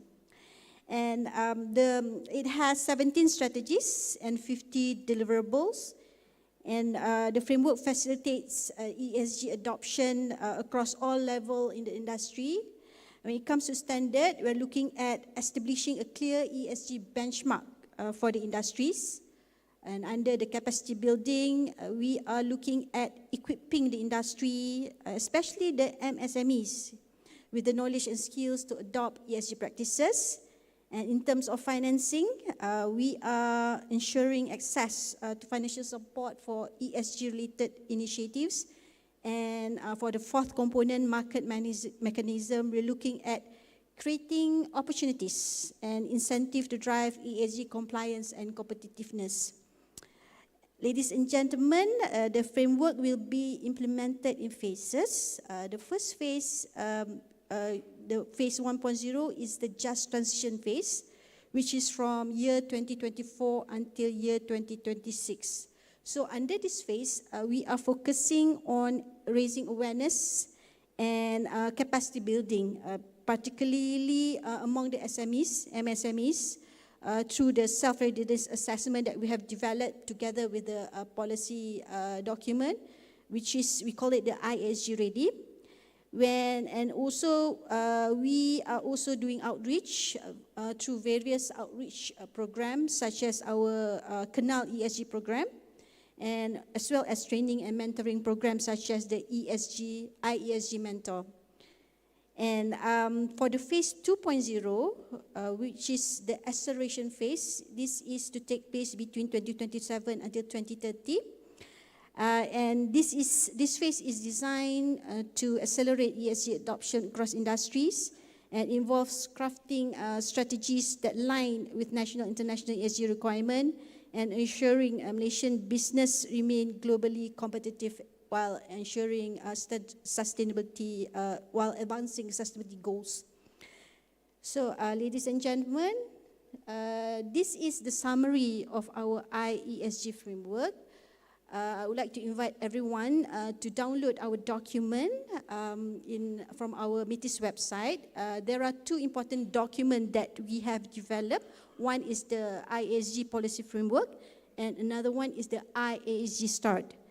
Okay, we have 3 missions, 4 components, and 17 strategies. And basically, under standards, I will not be able to go into details for each and every strategies. Probably I could highlight 1 or 2. When we launched the ISG framework, we also developed the ISG Ready. ISG Ready is basically a readiness assessment to help the companies, manufacturing companies, to assess where they are in the adoption of ESG. So once they know where they are, they can start planning strategies in the adoption of ESG. And also together with the policy framework, another important document that we have developed is the IAG Start, which is a guideline for companies, especially SMEs, to guide them in preparing the sustainability report, because almost 98% among the business establishment in Malaysia are SMEs. So they are the group that needs the help in terms of preparing the sustainability report. And apart from that, for the just transition phase, we are giving a lot of focus on the capacity building. We have been conducting programs such as the Canal ESG. It is a program to raise awareness in the ESG adoption, to increase awareness in terms of benefits and opportunities related to ESG. Also, we are also doing the government sustainability program because we believe that ESG not only important for the private sector, it is also important for the public sector as well, because the government officers need to understand what ESG is all about in order for them to develop policies that supporting the transition towards ESG adoption. So we are doing the GSET program where we are targeting government agencies, going to ministries to educate them on what ESG is all about. So basically, I am being given only 5 minutes. So I think I will stop here. Dr. Ponita? Thank you, Shireen. I think after the launch of ESG, I think for a fact that MITI has done a lot of engagement with industry players and SMEs. I think that's something that you've done a good job so far. Maybe we should discuss on how to work together in terms of bringing BHR in. Our next panelist, can I invite Ms. Luan Sia for her presentation?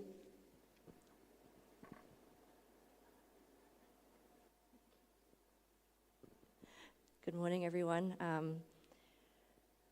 Thank you for inviting me to speak from the, private sector and banking perspective. I was just saying to Alina here that I'm actually very nervous because there are a lot of lawyers in this room, and all the lawyers speak is really intimidating for non-lawyers. But anyway, just appear intimidating. But yeah, so what I'll do today is to just quickly share what CIMB is doing in terms of human rights specifically, and I'll deep dive a little bit into some of one of the main areas that we're looking at. So first of all, the whys, right? So why do we do this? Why are we committed to human rights? Of course, it is part of our values, part of ethics, etc. But much bigger than that, it is a business imperative, and we've got business reasons to do this. First of all, I think from a risk perspective, it is extremely clear that if our clients are exposed to human rights violations or are perpetrating human rights violations, they are at risk of losing their license to operate, not being able to access supply chains, etc., and being cut out from customers. And we've seen this in our country, in our business. Obviously, I can't name the clients. And that presents a very clear credit risk to us, right? So by helping our clients to improve their human rights practices, we're also protecting ourselves. But the second thing is, we as a financial services player and the entire industry, we've got a lot of influence. So imagine if all banks in the country said, okay, I want you as my borrower to have a human rights policy. Then you could imagine that a lot of companies would look at putting this in place unless they don't need access to funding. And of course, it's important to our stakeholders as well. Now, we identified human rights as a key material matter for CIMB back, I think, in 2022, and we rolled out our human rights policy group-wide in 2023. And these are just some snippets of what our human rights policy looks like. And I imagine it would look pretty similar for most businesses out there. So I'll just talk through this a little bit. First of all, what are our commitments and who does this apply to? So it applies to all our business relationships, including our clients, suppliers, employees, et cetera, the commitments that we uphold, so International Bill of Human Rights, UNGP, ILO. And then the more important part is, how do we operationalize this? So really through the due diligence, where there is an identification phase, prioritization, ongoing due diligence, and when we see areas that have higher risk or particular clients that have higher risk, then how do we mitigate this risk? Of course, there's tracking throughout. And then comes the reporting and grievance phase. So if something has happened, we now have a mechanism to take in all these human rights grievances and for us to investigate and to do something about it. And I'll talk a little bit about that later as well. So just to deep dive a little bit into our clients, and this is really the biggest influence that we have through a bank, which is through our clients.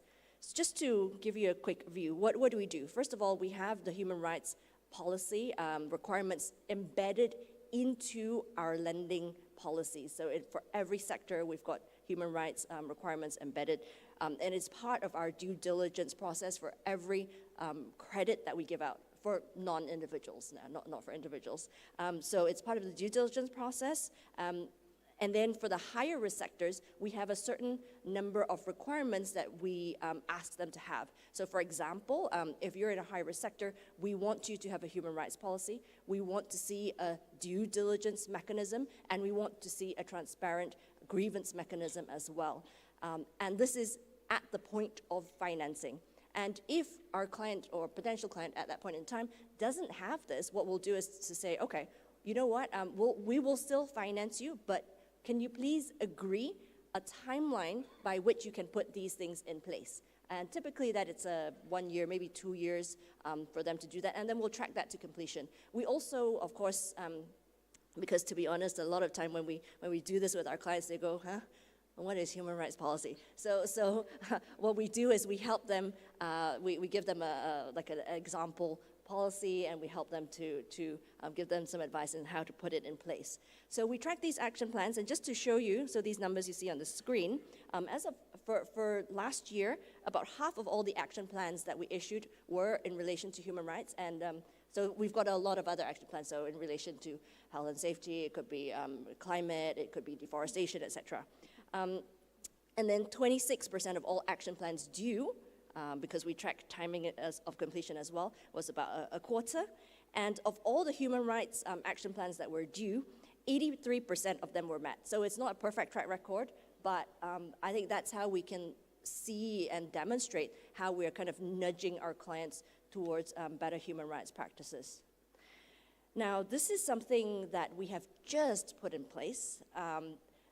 We've always had a whistleblowing mechanism, but never a proper and full grievance mechanism, as well as a remediation mechanism. So we've just put this in place, how we receive the human rights complaints, how we investigate them, the turnaround time, the approval and escalation for all these things, and our remediation efforts as well. How we then also decide what is our accountability? Have we caused the issue? Have we contributed to the issue? Or are we just linked to the issue? And depending on which one it is, what we will do in order to remediate. So we've just put this in place, and I would like to share this. So please do scan this. This is our website, which was just updated, and it's got our grievance mechanism, which is there, as well as our human rights policy, which is also linked on that page. And that's it from me. Thank you very much. Thank you, Luan. I think one of the challenges that the government face in terms of business and human rights is to get the business buy-in. So I can imagine the challenge you're facing to get your clients to comply to your requirements.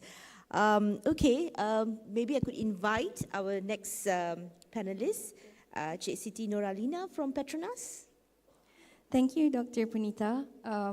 Assalamualaikum and good morning to all distinguished guests.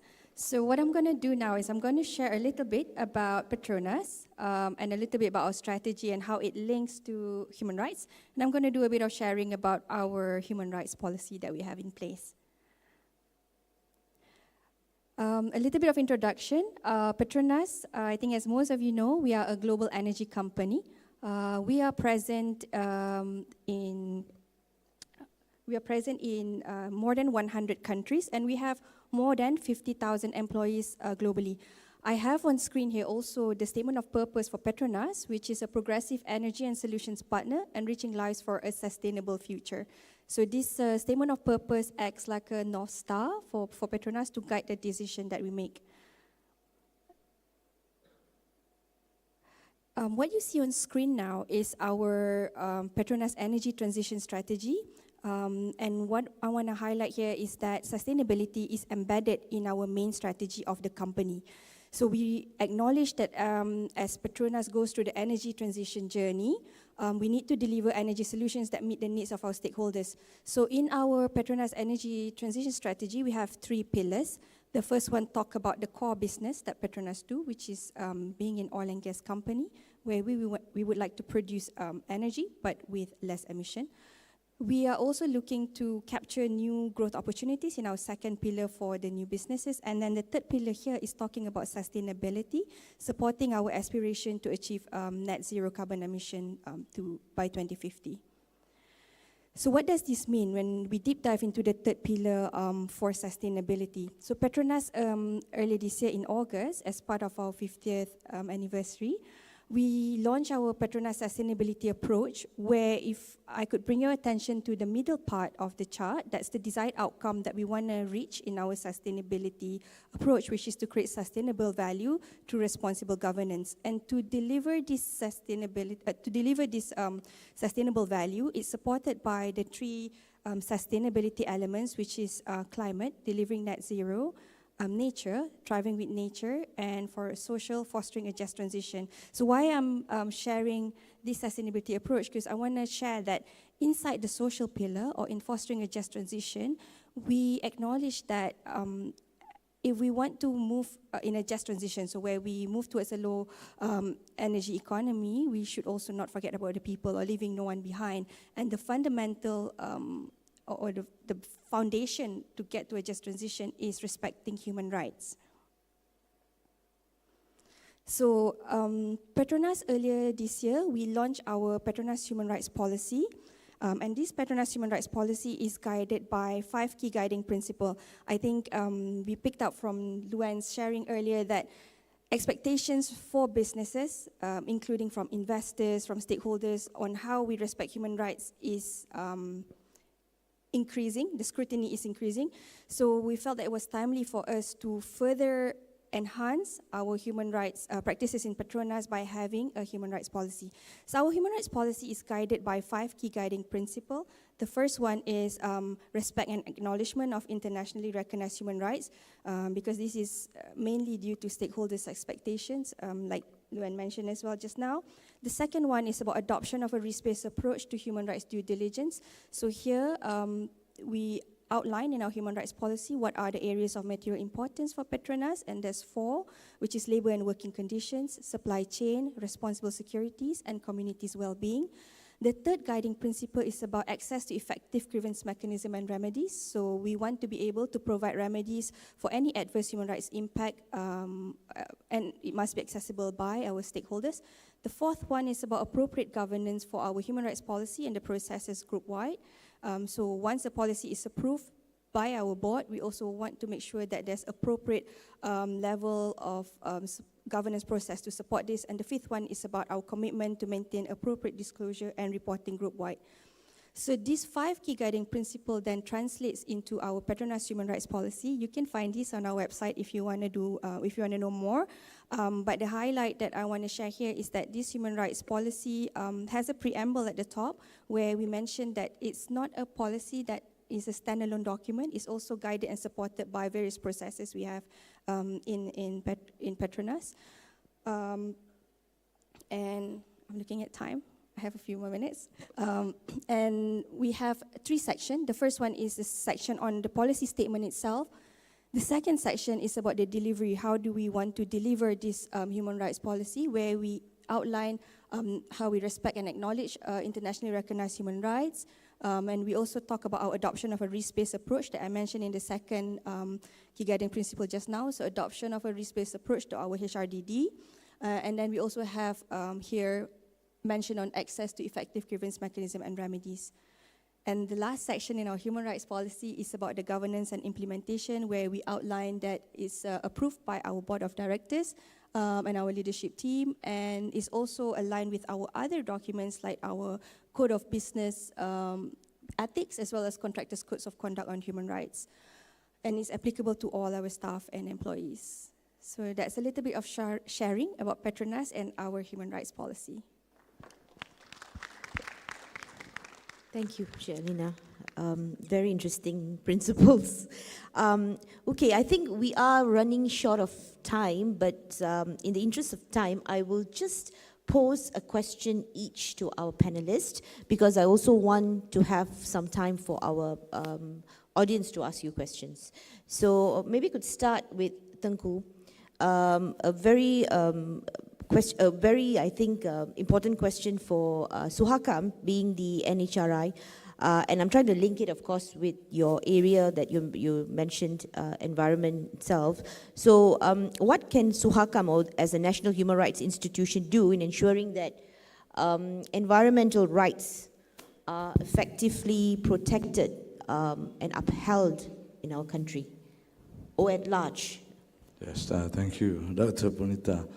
I think the approaches would be to look into the SDGs, the 17 SDGs, as well as I think since we have a business community audience here, also for ESGs, especially the S, the social, and the G, the governance factor, which I think the last one, the governance, is sometimes overlooked. So this is where SOACAM would like to engage with, the business community and also with the government agencies. So as I stated just now, there is this interconnectedness in the SDGs. There is this what we call lack of interconnectedness. So we need to engage with the stakeholders to see that, all 70s will be interconnected, so that there will be this potential transformation for the future to improve human rights in the business as well as, in the public sector. Of course, we were also talking just now about the 5 groups of vulnerable, marginalized groups.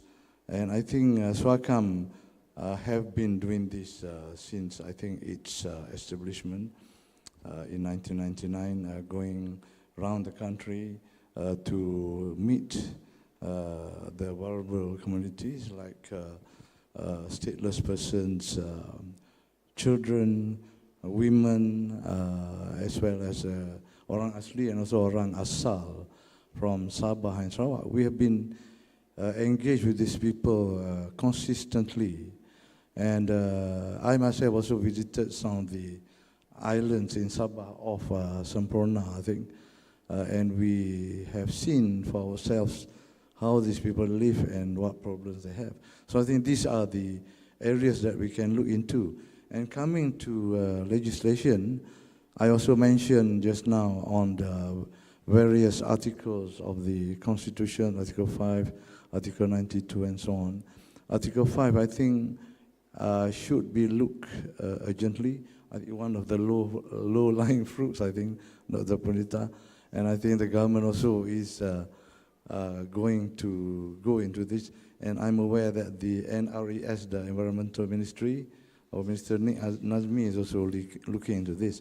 And the prosecutorial power separation of the Attorney General also I think is very important because the Attorney General is also the legal advisor to the government as well as a prosecutor.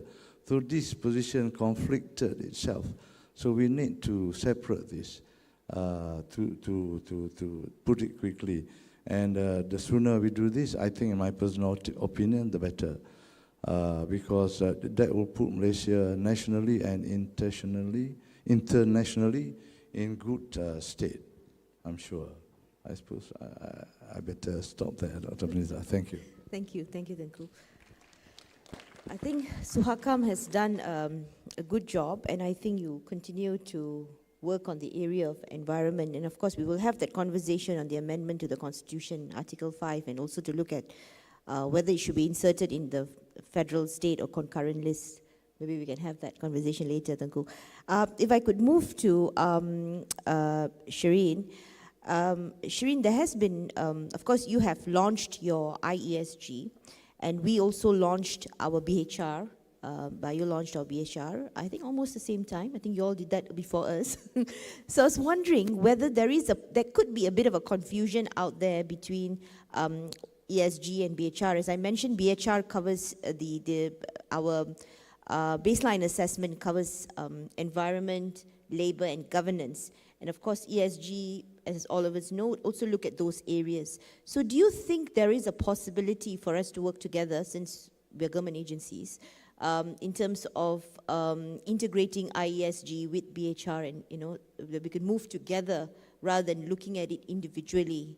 Do you think that's a possibility, Shireen? Thank you, Dr. Punita. Okay, before I forget, I would like to inform that Dr. Punita and her team helped us to develop the ISG framework as well. Yeah, they helped us a lot in terms of the writing.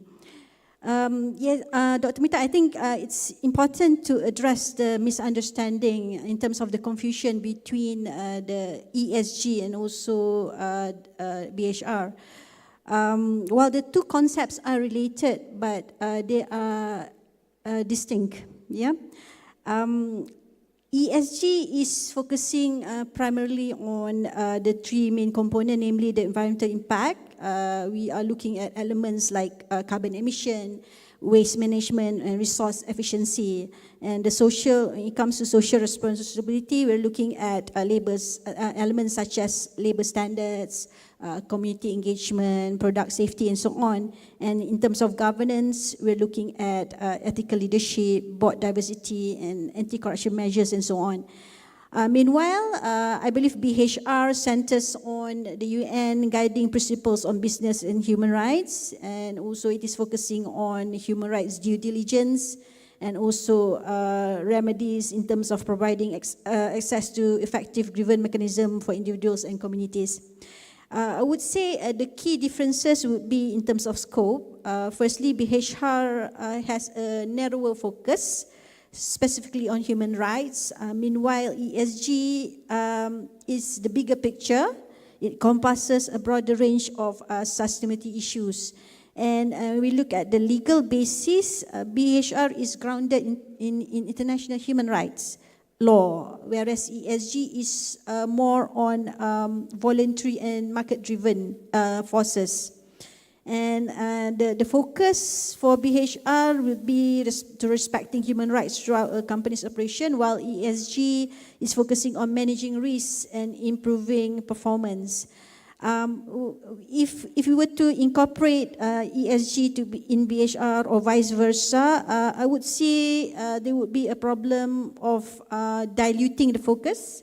Integrating ESG to BHR might dilute the specific focus on human rights and the responsibility to respect them. And it could also lead to oversimplification. Folding BHR into ESG risks could oversimplify the complexity of human rights due diligence. That's my personal opinion on the issue. And I would say a better approach would be probably to cover 4 areas. First, to clarify the distinction, to educate businesses on differences between ESG and BHR, and emphasizing that both are important but serve distinct purposes. Secondly, to promote the alignment. We have to encourage companies to integrate BHR consideration into their ESG strategies and ensuring human rights are prioritized. And thirdly, to strengthen BHR framework, develop robust national action plans on BHR that provide clear guidance and support. And fourthly, to leverage on the synergies. We can recognize the overlaps and leverage the synergies between ESG and BHR to create a holistic approach to sustainable and responsible business conduct. So that is my view on your question, Dr. Punita. Thank you, Shireen. So ultimately, we can work together, lah. Okay. All right. I have a question for Luan. I think based on your presentation earlier, I think you mentioned about certain requirements that you have asked your clients to fulfill. Can I just ask you on the challenges that CIMB face? Of course, in the bigger picture in implementing the UNGP itself, maybe in a smaller, more micro picture of how this is done in with your clients, in terms of human rights policy and things like that. Wow, challenges, huh? How long do you guys have? Short. Okay. Well, maybe one big challenge that we have just come up with, and this is fresh on my mind because we have just rolled out our grievance mechanism, is that for banks, we are tied by BAFIA. There's a secrecy provision under the Banking and Financial Institutions Act where we cannot disclose who our clients are. And if you think about that in a grievance mechanism, if a grievance is raised, we have to approach the client. We can't even say, yes, we're looking at, or yes, we accept your grievance, because we can't even admit that that particular company is our client. So that is a major challenge, and we will still investigate it internally, and we will approach the client and say, hey, do you want to join our grievance mechanism, and can we work with you on that? Only if they say yes and they're okay to disclose, which I think is probably a long shot, then we can go back to the rights holder or the complainant to say, okay, yes, we will work with you on that. So that is one challenge that is not just for us, but common to all banks, I would say. Of course, there are more general challenges as well. So, for example, we are one of the first banks to put in place requirements for our clients. Now, the Association of Banks Malaysia has a set of ESG principles, and Principle 3 actually requires banks to have in place some of these human rights policies and things like that, and that's gradually being put in place by all banks. So this will come and, I guess, impact all the businesses here. But we, as a bank, we want everyone to come on board. We want the other banks to come on board, because otherwise we are just the super strict one, and then everyone will not want to come to us. So we do share with other banks as well. Things like working with our suppliers, working with the clients. At a broader level, for example, we're trying to raise awareness and commitment through the CEO Action Network, and that's a network of 75 CEOs of large companies, and we've got a set of collective commitments that everyone commits to, and one of those commitments is in relation to human rights. So there are things that CEO Action Network members are doing, and we're trying to raise kind of the level of commitment at the industry level as well. Thank you, Luan. I don't know whether you are open to work with the government as well, so yeah, we will have that conversation. Maybe my next question is to Alina.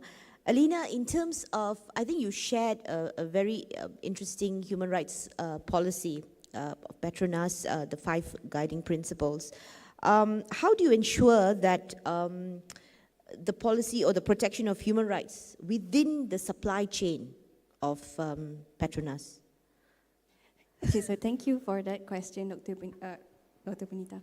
So, if you remember, I mentioned just now, our second key guiding principle for our human rights policy is about, we have like areas of material importance to us, and one of it is supply chain.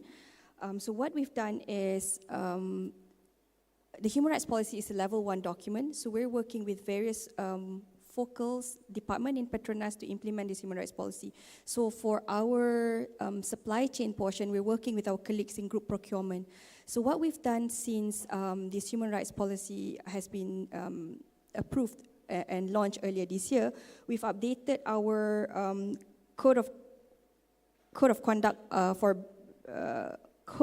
I always call it the short name, which is COCA in Petronas, but the long name, I need to look at this paper, Contractors Code of Conduct on Human Rights, which actually require that all our suppliers and contractors adhere to the principle that's outlined in this document, which I call COCA for short. So this includes things like prevention of forced labor, child labor, and discrimination. We've been doing this for a long time, but with this human rights policy in place, what we're doing is we're further enhancing the human rights practices. So we're looking to further tighten our due diligence process as part of our third-party risk management review for any new suppliers that comes on board, because we want to make sure that we safeguard Petronas from any exposure in this area. And in addition to that, we also conduct site verification and compliance assessment to ensure that our contractors and suppliers are upholding our human rights standards. I think similar to what the banks are doing, if there are any breach, then we'll see like what needs to be done to close the gap, and we'll conduct like a frequent check-in to see whether those gaps are being closed. So we also do a lot of upskilling on human rights, including to our internal staffs as well as to our contractors and vendors as well.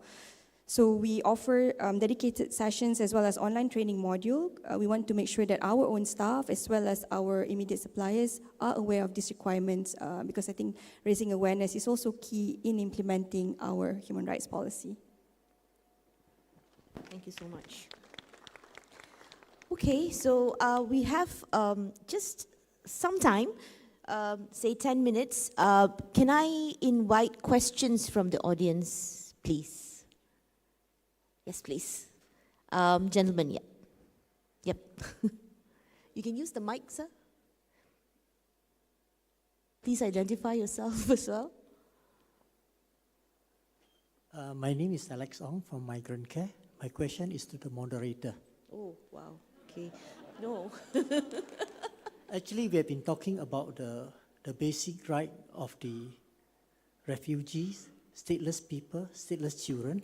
I wonder from your department, is there any roadmap in developing the structural policy towards this particular community? It seems like on the stage there are more private initiative, stakeholder, more than the government. So can you actually elaborate what has been done by your ministry in creating the structure and policy as a guiding principle? Thank you. This is for refugee? It includes statelessness and refugee. Stateless children, refugee, asylum Okay. seekers. All Because like for refugees, they cannot work. They cannot do business. How can they survive? Yeah, okay. Unfortunately, sorry, but I would not be able to answer that question because it's not under my department, but I know that is not a right answer. Can I invite Tengku? Do you have anything to say? So Hakam probably would, yeah. Thank you. Okay, on statelessness, I think we have quite a rampant problem here, especially in Sabah and Sarawak. So I think what SACAM does is to engage with these communities and see what can be done. And I think our Sarawak and Sabah office under separate commissioners, they are commissioners for Sabah and Sarawak, and I think they are very actively engaged with the state government, the various state government of Sabah and Sarawak, to look into the matters of statelessness. I think the issue here is quite complex, as I understand, and it involves issues of registration, and because of this statelessness, those people who are deemed as stateless cannot have access to health and education and even work. So I think these issues are being looked into by SWACAM and actively engaged with the various government agencies with the assistance of NGOs and CSOs as well. Insofar as refugees are concerned, I think we have the Office of the United Nations Commissioner of High Commissioner of Refugees in KL, and they deal with the issuance of identification card confirming that particular person is a refugee and supposedly can have access to health, education, and even work. So this part, I think, has got some complication because of the issue of security. And I think the Home Ministry is looking into this, but the UNHCR and the Home Ministry are sort of coming closer to resolve some of the issues that is involved insofar as refugees are concerned. And if I may mention, like Rohingya, for example, they are the majority of our refugees. And there are issues of whether they are genuine refugees or not. Because sometimes when they come here as refugees and it has been discovered that they keep on returning to Myanmar. If you are refugees, why do you return to Myanmar? So that's a question which I think has got question marks and being sort of looked into as suspicious by our government. So these are the issues that has got to be ironed out, I think, Dr. Vinita. I hope that sort of clarify the question.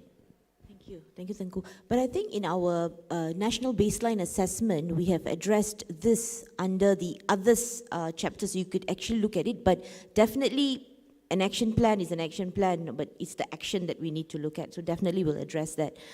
Any more questions? Mr. Jared, and then the gentleman over there.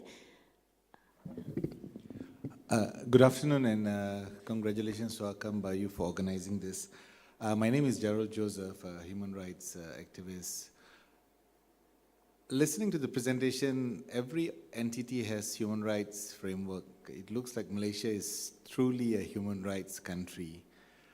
So I'm happy to hear that, but I think on the ground it's a different reality, as we heard. My question to private sector that has the big money, Petronas, CIMB, the supply chain is only to your vendors, or do you also follow the supply chain when money is linked to government projects? Because then human rights compliance need to be followed. And the question is, Malaysia is suffering with the issue of racial discrimination and racism, employment racism, partners who need to be employed or projects given.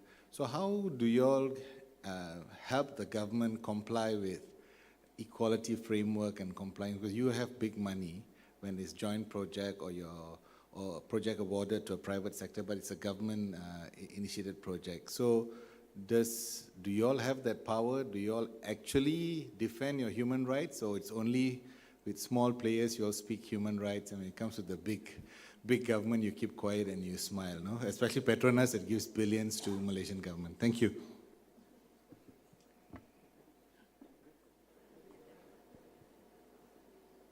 I'll start first. So thank you for that question. So for Petronas, like we mentioned just now, we have this human rights policy which is applicable to all our staff and employees and the directors of our company. To the contractors that are doing business dealings with Petronas, regardless of who the contractor is, they are required to adhere to our COCA just now, the Contractors Code of Conduct on Human Rights. So in short, any contractors that are working with us will need to comply to the requirements in our COCA. In our human rights policy, if you guys have a chance to go through it on our website, we make reference that we respect human rights in alignment to the international framework and standards, so the likes of UNGPs for business and human rights. But we also will respect the law of the country that we operate in. So that's just to provide some clarification as to our human rights policy. You want to chip in, Luian? Okay, so for a bank, we do look at our suppliers, but mainly for us, the biggest impact would be through our clients. So for our clients, we do have human rights due diligence. Well, in our environmental and social due diligence, human rights is included, and it's included for all borrowers, and that includes government-linked companies, government-linked projects, etc., etc. Not for human rights specifically, but we have, in fact, walked away from projects that are government-linked because of environmental or social issues, so it applies to all. However, I must say that our human rights requirements, because just now, recall I said, and you also mentioned that it's quite different on the ground, and I completely agree. The level of knowledge and awareness and adoption is really, really nascent. And because of that, when we first put down our policy, it was the requirements were light. We wanted a policy, we wanted a due diligence mechanism, we wanted a grievance mechanism. But we do not go down to the ground to say, okay, your human rights policy is missing this, your due diligence is missing this.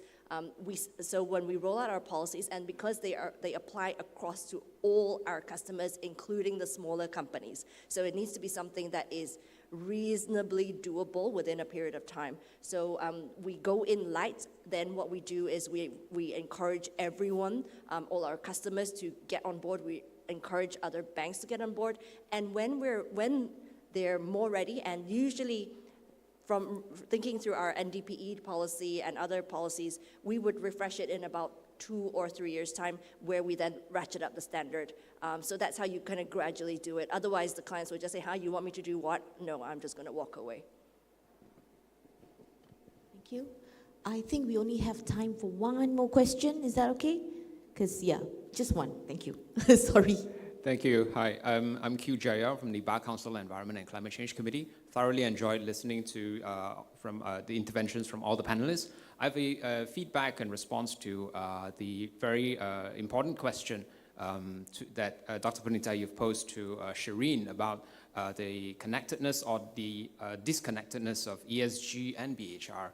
And I'd like to say that I think while programmatically they can be different, and because they have evolved from separate places and initiatives in different times, I think as policymakers it's very important for us to ensure policy cohesiveness and also understand that at the core of these efforts, so for example, if we are talking about now ESG, then we're familiar that ESG must be evidence-based, right? We talk about science-based approaches. And on the other hand, simultaneously, it must be rights-based. And that is therefore underpinned by the BHR, which is the UN guiding principles. And so I think I call upon agencies, MITI as well as BAYU and all other agencies that are working on these policies in terms of sustainability, because you're within the same neighborhood of the private sector embracing of a rights-based approach. So ESG moving forward, especially with the intensifying of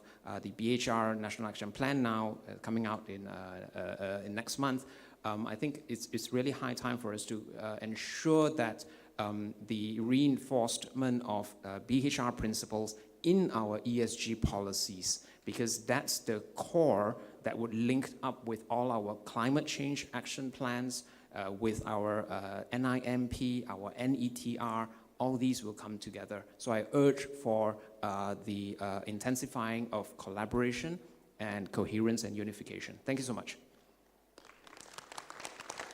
Thank you. Okay, that comes to an end of our session.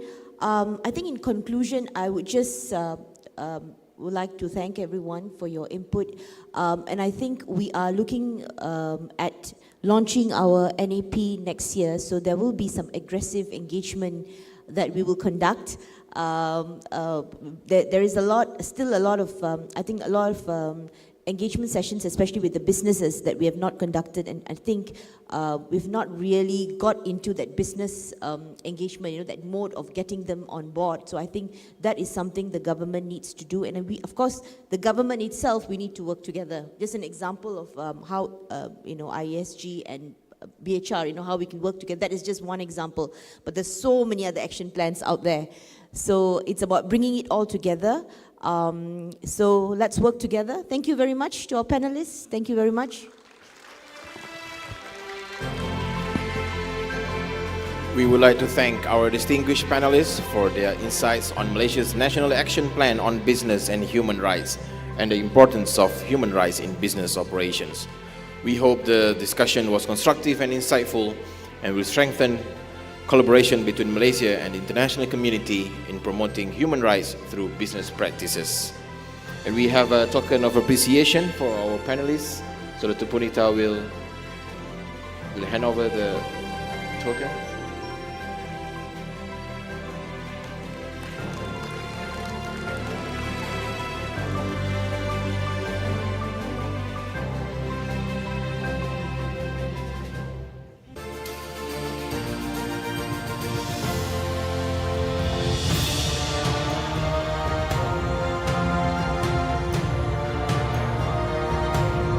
And we would like to invite Dr. Punita and all panelists to come up here in the center of the stage for a group photo.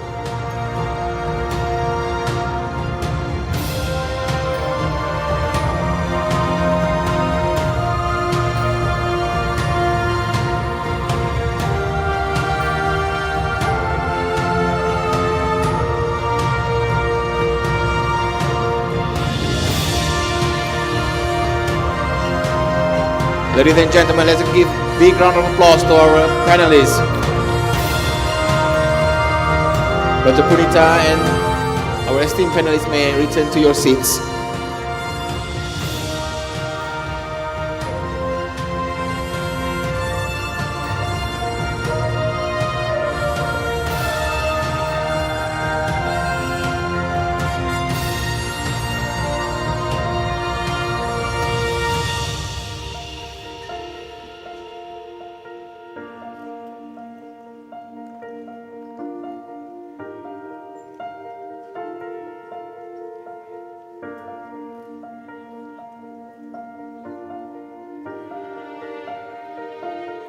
Excellencies, ladies and gentlemen, the government, with the support of the Office of the High Commissioner of Human Rights, has translated the 9 core human rights treaties, the Refugee Convention and the Rome Statute into the national language Bahasa Melayu.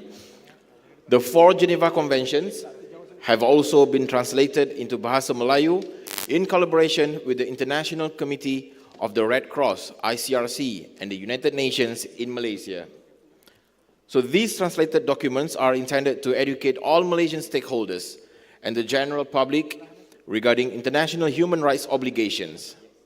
These translations have been instrumental in analyzing the compatibility of Malaysian laws and policies with international human rights practices and standards.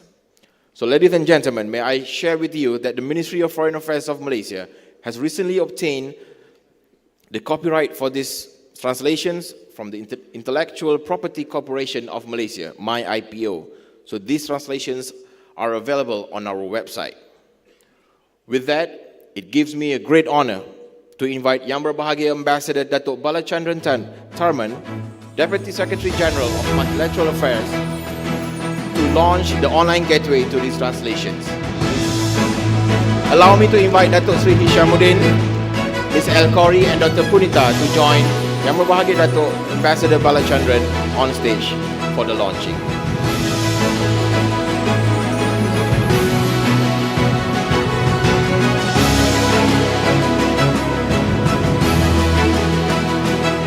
May I request Yang Berbahagia Ambassador Datuk Bala and all guests to place your palm on the globe.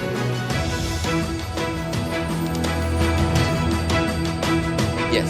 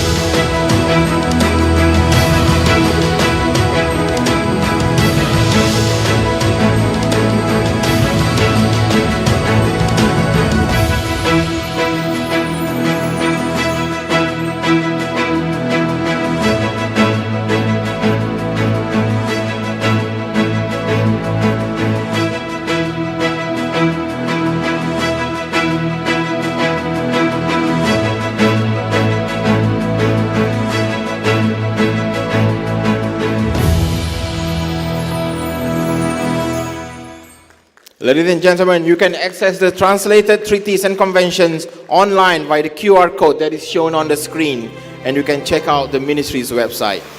I invite Yang Berbahagia Ambassador Dato' Bala to the other rostrum and all dignitaries to return to your seats as we come to a close. And with that, I humbly invite Yang Berbahagia Ambassador Dato' Bala to deliver the closing address.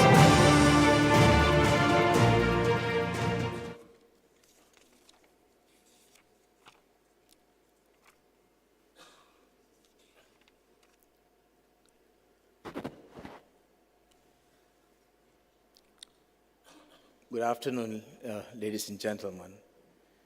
Yang bahagia Datuk Seri Muhammad Ishamuddin, Muhammad Yunus, Chairman of the Human Rights Commission, Malaysia. Ms. Karima El-Khoury, UN Resident Coordinator for Malaysia. Dr. Punita from the Office of Legal Affairs, Division of the Prime Minister's Department, senior officials of the Government of Malaysia, Excellencies, High Commissioners, members of the Diplomatic Corps, ladies and gentlemen. On behalf of the Minister of Foreign Affairs, Datuk Seri Utama Haji Muhammad bin Haji Hassan, who is currently away on a bilateral visit to Saudi Arabia, I have the honor to address this August gathering to celebrate Human Rights Day today. In doing so, the Ministry of Foreign Affairs wishes to thank Yang Berhormat Datuk Seri Azalina Osman Said, Minister in the Prime Minister's Department, Law and Institutional Reform. We should thank Suhakam and the commissioners as well, and the United Nations Office for co-organizing this event with the Ministry of Foreign Affairs.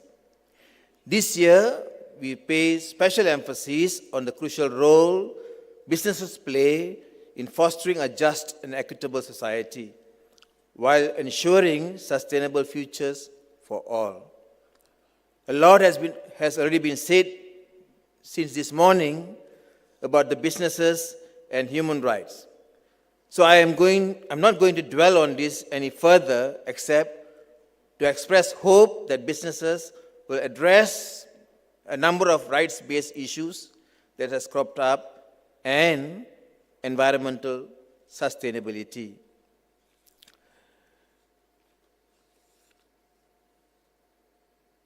I would like to focus on the work that is being undertaken by the Ministry of Foreign Affairs lately, of course in collaboration with the many ministries, central agencies, state governments, and the civil society in relation to Human Rights Council and the UN. So ladies and gentlemen, Malaysia will conclude her term as a member of the Human Rights Council for 2022-2024, end of this month. During this period, we have consistently advocated a constructive approach towards the advancement of human rights in Malaysia and in collaboration with all stakeholders.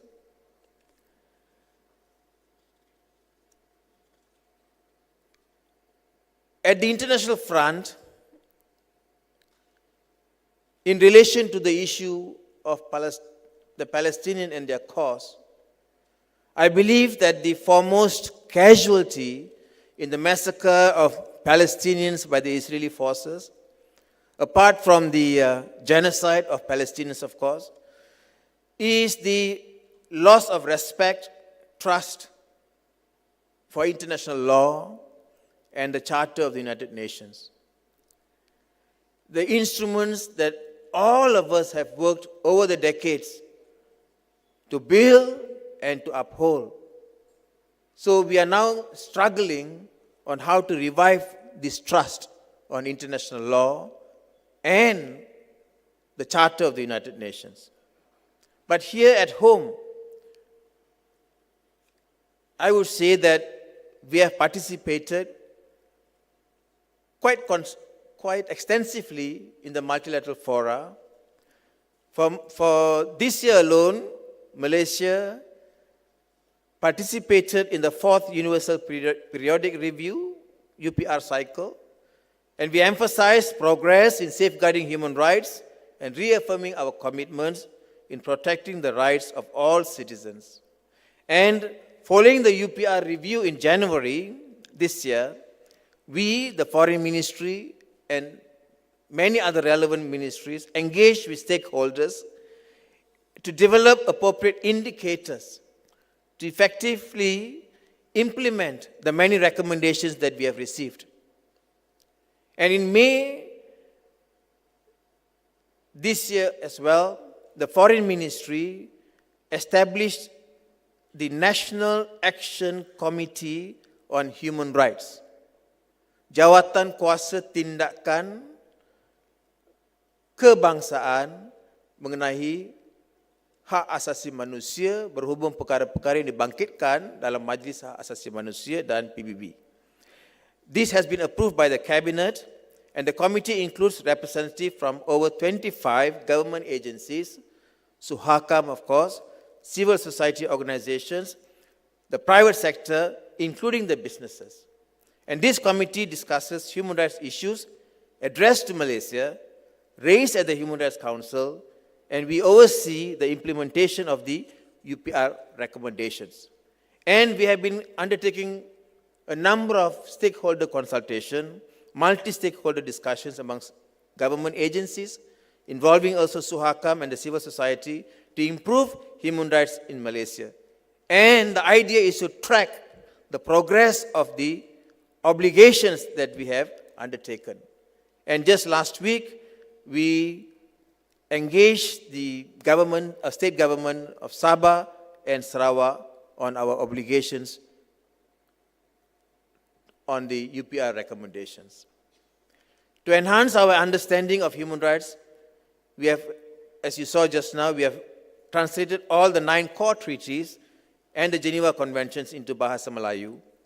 And the launching of the Suhakam Human Rights Best Practices in Schools program underscores the importance of human rights literacy, which is fundamental for building social cohesion. Above all, this empowers our citizens with knowledge of their rights and enable essential information accessible to all. Ladies and gentlemen, there is a clear recognition that human rights are vital for national development, and the key principles of human rights are already integrated or being integrated into our national development plans. That is already very clear. In May this year also, Malaysia presented its review of the obligations under the Convention on the Elimination of All Forms of Discrimination Against Women, the CEDAW. And we highlighted our progress in empowering women politically, economically, and socially. We, the Foreign Ministry, together with all other ministries, we stand in solidarity with women and girls, especially those facing challenges in conflict situations. And to enhance women's role in peace building and humanitarian efforts, Malaysia is currently developing a national action plan on women, peace, and security. Ladies and gentlemen, the government is committed to safeguarding the rights of vulnerable groups and is keen to collaborate with like-minded countries and relevant UN mechanisms to exchange best practices and technical assistance. And on this front, together with other like-minded countries, we have initiated 2 particular resolutions at the Human Rights Council, namely, strengthening child safety in the digital context, and the other one is promoting human rights and sustainable development goals through transparent, accountable, and efficient public service delivery. Now, in addition to that, ladies and gentlemen, we engage with UN mandate holders. And this year alone, we had the honor of welcoming several visits from special procedures mandate holders, which reaffirms our commitment to transparency and engagement with international human rights mechanisms. In June this year, we hosted the UN High Commissioner for Human Rights, Mr. Volker Turk, and had exchanges with various stakeholders on advancing human rights, in Malaysia. Just recently, in November 2024, our Chief Secretary to the government engaged a panelist, an expert group in Geneva on the promotion and protection of economic, social, and cultural rights in anti-corruption efforts in the context of recovery from the COVID-19 pandemic. The Chief Secretary's personal participation is a testimony of the government's effort to achieve the highest standards of integrity in improving public service delivery and ensuring that the government's allocation is fully utilized for projects without any leakages and for the benefit of the people. For your information, currently, we are hosting the visit by Dr. Claudia Mahler. She's a UN independent expert on the enjoyment of all human rights by older persons. The visit provides an opportunity for the UN, for Dr. Mahler, to learn about the government's initiatives to strengthen the enjoyment, the promotion and protection of human rights of older persons in Malaysia. These are the core mandates of that independent expert. There are continuous efforts to improve human rights standards in Malaysia through international cooperation and partnership. Ladies and gentlemen, as we observe Human Rights Day today, it is clear that our journey towards realizing the principles of dignity, of freedom, and justice for all continues. We remain steadfast, Malaysia remains steadfast in a commitment to human rights, whether through our domestic policies or our active participation in the international human rights platform. We have made significant progress, no doubt, but the challenges do remain, and we must continue to act with resolve and responsibility that our legal frameworks, institutions, and society also remains responsive, and also they remain proactive towards the protection of the most vulnerable and marginalized amongst us. Once again, I would like to express the Foreign Ministry's profound appreciation to all stakeholders, particularly also to Suhakam, to the United Nations, to the Office of Yang Berhormat Datuk Seri Azalina Said, to the Office of the Legal Reform Department of the Prime Minister's Department, of course,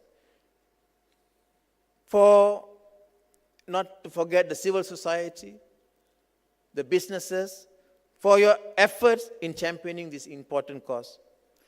Ladies and gentlemen, on a personal note, like many of you, I have spent more than 3 decades in the public service, in the Foreign Ministry, focusing mostly on matters related to Malaysia in the multilateral arena. Foremost is human rights. During the time of the Human Rights Commission and the birth of the Human Rights Council,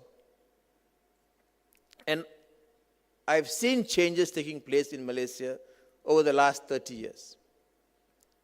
One thing is clear to me: you cannot bring changes overnight.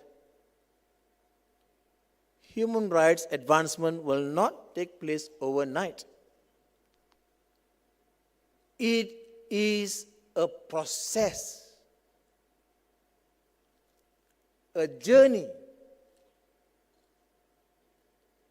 Some of you might be happy with it. Some of you might be complaining, saying that it's taking too long. But it is a process that the country has to go through if you want to bring genuine change, genuine enjoyment of human rights. So, for the Foreign Ministry, we at the Foreign Ministry, together with all other government agencies, we are ready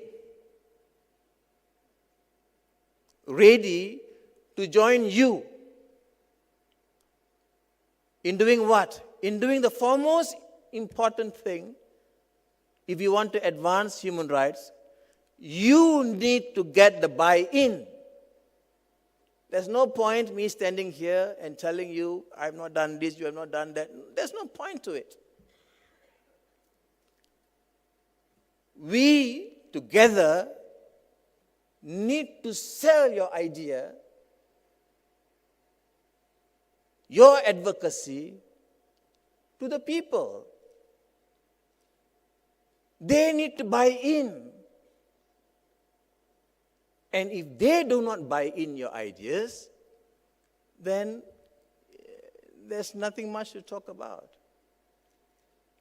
So, the Foreign Ministry is ready to join all stakeholders, Suhakam, the UN, the businesses, the civil society, the Bar Council, and so on and so forth.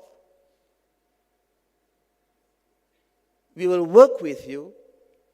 We ask you, we appeal to you to work with us, with the government, so that together we can get the people to buy into our ideas and our advocacy, so that all Malaysians can attain the highest level and enjoyment of human rights. So please join us in this journey, and you have the Foreign Ministry's commitment towards this end. Thank you very much for listening, and I would invite you to join us in the reception, which he will do. Thank you. Thank you, Yang Berbahagia Dato'. Excellencies, ladies and gentlemen, with that, we have come to the end of today's program. On behalf of the organizers, we would like to thank you for your attendance and participation in support of today's celebration of Human Rights Day. We have a request. Can we have a group photo of everyone in the hall? Just remain where you are.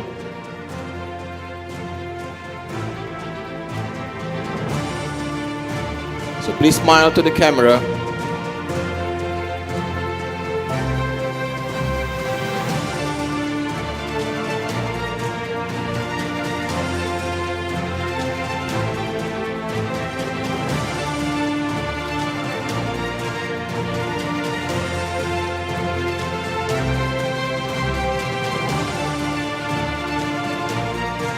We have the pleasure to invite everyone to the reception at the foyer outside the hall. Please do enjoy the lunch served. And with that, Assalamualaikum warahmatullahi wabarakatuh, and have a pleasant day. Thank you to everyone.